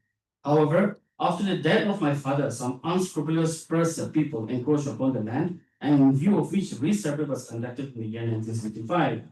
Subsequently, with the passage of time, encroachment was made by some department, police and industry, coupled with issuance of land permit by the administration. Therefore, I have represented to the Chief Secretary by highlighting all the facts and circumstances accordingly. The Chief Secretary by letter dated 18/7/1996 directed Deputy Commissioner Mon to conduct special inquiry and to submit the detailed report as early as possible. However, no initiative was made by the district administrations and rather accelerated the issuance of illegal permit, thus being the situations that the applicant approaches Honorable Court by way of filing the writ petition being registered as and numbered as WPC 204K of 2012, and the same was disposed of by judgment and order dated 5/8/2014 with following direction.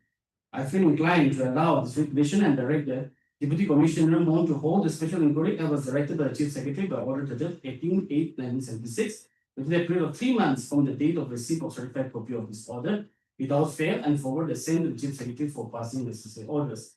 The Chief Secretary shall pass necessary final orders within 2 months of thereafter from the date of receipt of the inquiry report from the Deputy Commissioner Mon. Accordingly, a special inquiry was conducted under the chairmanship of ADC Mon. However, having not satisfied with the findings of the inquiry committee dated 31/10/2014, the ADC Mon and the applicant on 10/7/2015 and 31/7/2015 respectively re-examined and deliberated the entire issue at the office chamber of the ADC Mon. Subsequently, the same was communicated to the Deputy Commissioner Mon by letter dated 2/9/2015. In this regard, it is pertinent to mention herein that both ADC Mon and I were under the impression that the case is still pending before the Honorable Court, and in view of which we make an understanding that at the conclusion that both parties agreed to wait for an early amicable settlement by the Honorable Court. Whereas, in fact, the Honorable Court has already disposed of the case by judgment order dated 5/8/2014. Therefore, in view of the matter, no effective order could be passed from your good office as has been directed by the Honorable Court by judgment order dated 5/8/2014. Mentioned. Now, also be made that in circumstances, many unwanted situations happen within the jurisdiction of the special permit, consequent which two writ petition, namely 207K of 2016 and the WPC 58 are still pending before the Honorable Court. Your Lordship, the last line.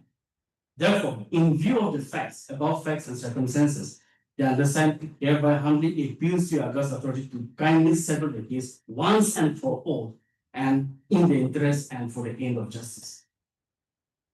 Now you want to settle the matter, Your Lordship, and you have submitted this representation.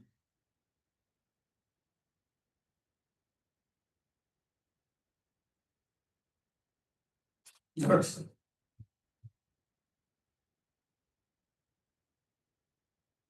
thereafter, Your Lordship, the impugned letter dated 25/7/2020, which is at page 81, was issued.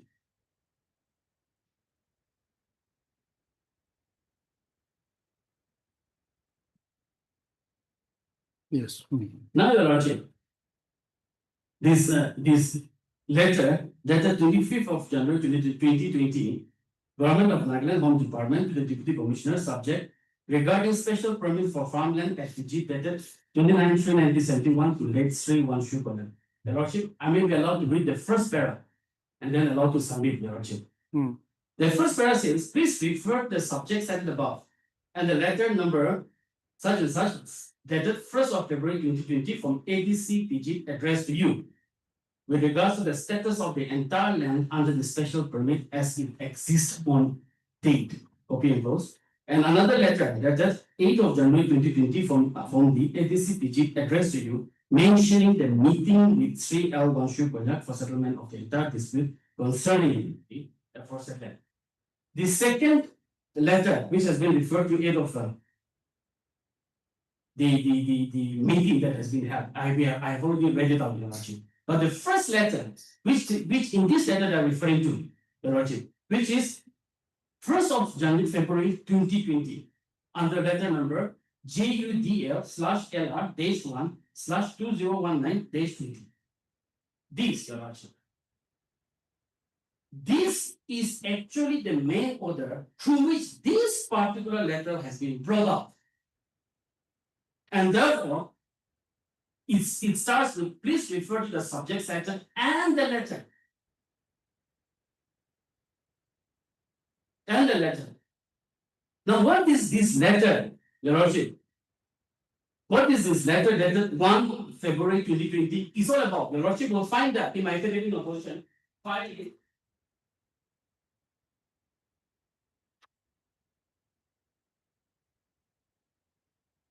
Filed in the Blue PC 58 of 2017.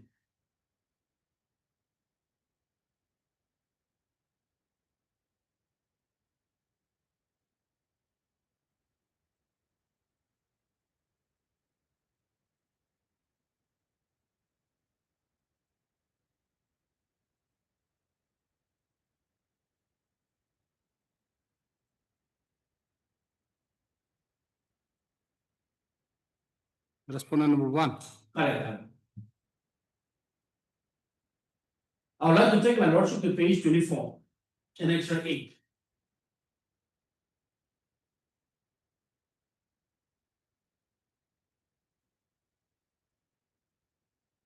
Yes. Annexure 8, Your Lordship. This letter number, Your Lordship, kindly see JUDL/LR-1/2019-20 dated 1st of February 2020. This is the letter they are referring to, Your Lordship. By the Home Commissioner in his letter dated 25/1/2020.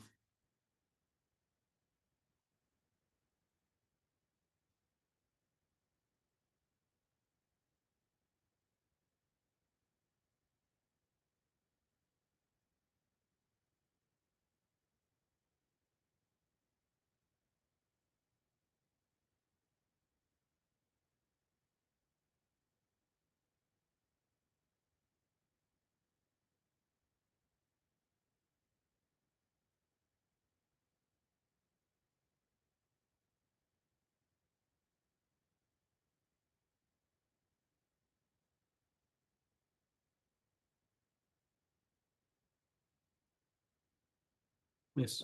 No, Your Lordship. Since the petitioner wants to settle the matter, Your Lordship, and has submitted a representation stating the same, Your Lordship, the department, the state government also want to settle the matter, Your Lordship, as per the request made by the petitioner. And therefore, a survey was conducted again, Your Lordship, to look into the grievances of the petitioner. And what is the report of the survey, Your Lordship? Kindly allow me to read it, Your Lordship. To the Deputy Commissioner, subject, special permit for farmland at Digit 29/3/1971 to late Wanshu Konyak, reference WPC 58. Sir, in reference to a Home Department letter number such and such dated 27th of January 2020 as directed by the authority, survey was conducted on the 31st of January 2020 with the assistance of the surveyor, Department of Land Records and Survey, Mount and the DPs of Digit. Detailed survey report, which with respect to the land under special permit as sought by the Home Department is provided as per the format requested. 1. Total survey of the total land as per the survey, 157.81 acres. This is why, Your Lordship, I was asking my Lord to note it down. This is the total survey, Your Lordship. Number 2, allotted to government department officers by the office of the ADCPG, 0.9280 acres. Allotted to private individuals organization by the office of the ADCPG, 38.0014 acres. Allotted to private individuals, number 4. allotted to private individuals / organizations by the office of ADCPG and the plot are presently vacant with no construction carried on. 4.43 acres, the area which are vacant and where 12 permit has been issued by the office of the ADCPG.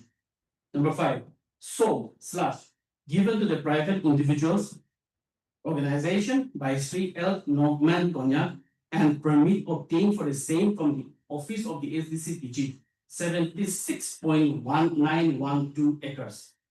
Sold or given to the private individuals organization by Sri L. Norman Konyak and no permit obtained from the office of ADCPG, 17.548 acres. Sri L. Norman Wanshu residence and his fisheries pond measuring 0.67 acres is also within this area. 7. Sold, given to the private individuals by Sri L. Norman and permit taken, but the plot are presently vacant with no construction carried out on it. Nil. Next page, number.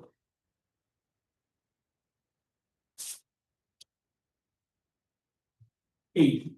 Sold, given to private individuals by Sri L. Norman Konyak and no permit taken, and the plot are presently vacant with no construction carried out on it. 0.2295 acres. Plot occupied by private individual organizations and not sold given by Sri L. Norman Konyak and permit also not given by the office of the ADCPG. 0.5171 acres. So this is illegal. Yes. Illegal encroachment. Encroachment. Okay. Now, vacant plots and not sold given by Sri L. Norman Konyak and permit not given by the office of the ADCPG, 77.674 acres. Circular road and drainage, 16 acres. Next, Your Lordship. Next paragraph. The total area claimed by Sri L. Norman Wanshu to arrive out of court settlement is 5.1 acres, out of which 4.43 acres is presently vacant with no construction, and 12 permit has been issued by the office of the ADCPG, and the remaining 0.67 acres is his residence and fishing pond. The survey report is therefore submitted to you for your kind information for necessary action, please. Background, Your Lordship, page 26 on the next page.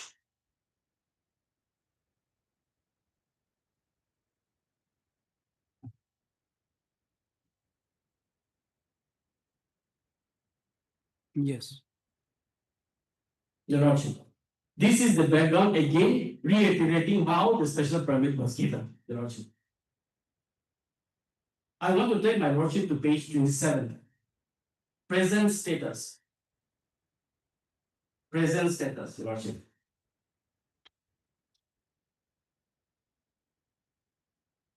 Present status. On 27th of January 2020, the Home Department directed the Office of ADCPG to submit details of the land via letter number GAB 4492. Accordingly, survey was conducted and the following are the details. 1. Total land as per the survey, 157.81 acres. 2.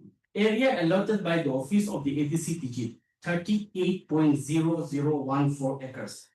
Area of land sold, gifted by Sri L. Norman, 76.912 acres.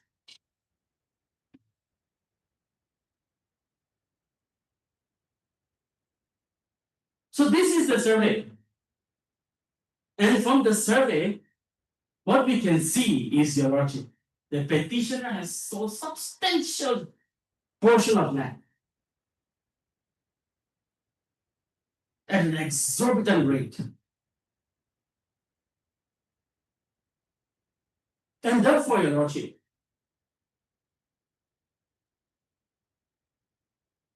Yes. Lordship, this particular report, Mr. Name, yes, we have a meeting at 3. Lordship, Hmm. shall I continue tomorrow? We'll come tomorrow. List probably has already prepared. Yes. Then it will be on Thursday only. Lordship, I am extremely sorry, but Your Lordship, by Wednesday, I am taking Wednesday will be DB. Yes, no, Your Lordship, for Wednesday, Your Lordship, I'm taking my father out of Oh, state for medical treatment. So, Your Lordship, I won't be able to So then, present them. Okay, so when there is almost finishing and then I will only take conversion to some.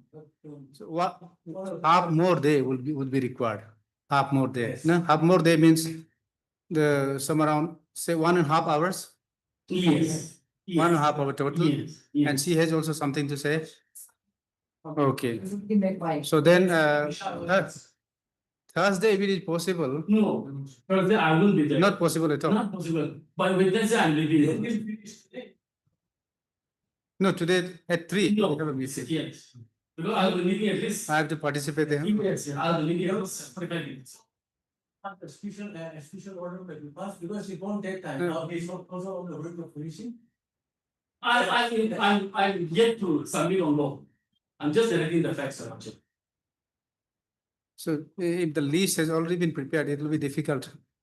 It is on the government. Because other part of matter would be listed. And then supposing tomorrow,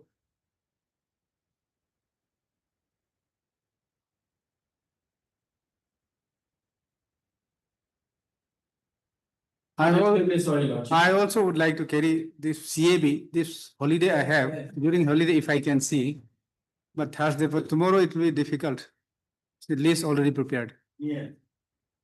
Yes. But after that also, I'll be sitting here Okay, then Your Lordship. for another 3 weeks. That takes. Hmm. So if he goes out, we may, since it is for treatment. No, that will be after 3 weeks, 4 weeks, you will come back. Yes, definitely. Thereafter, continuously, I'll be here. Since we have been taking a lot of time, we want to take as much time as possible. So for me also, Yes. because this, I thought that is easy from his submission, but now you have a little bit complicated. Again, she will also complicated. For me also, it will, I also will be needing to just jot it down the point also next time. Okay, so list is matter again. Immediately after vacation, part hard, okay? Hard in part, list it after we were entering summer vacation, okay? Okay. That will not be possible now. That is hearing matter only. Due to 2 more matter, due to paucity of time, the matter could not be taken up for hearing. According the matter, it stands adjourned, list it after. List it after the entering summer vacation. Okay? Okay.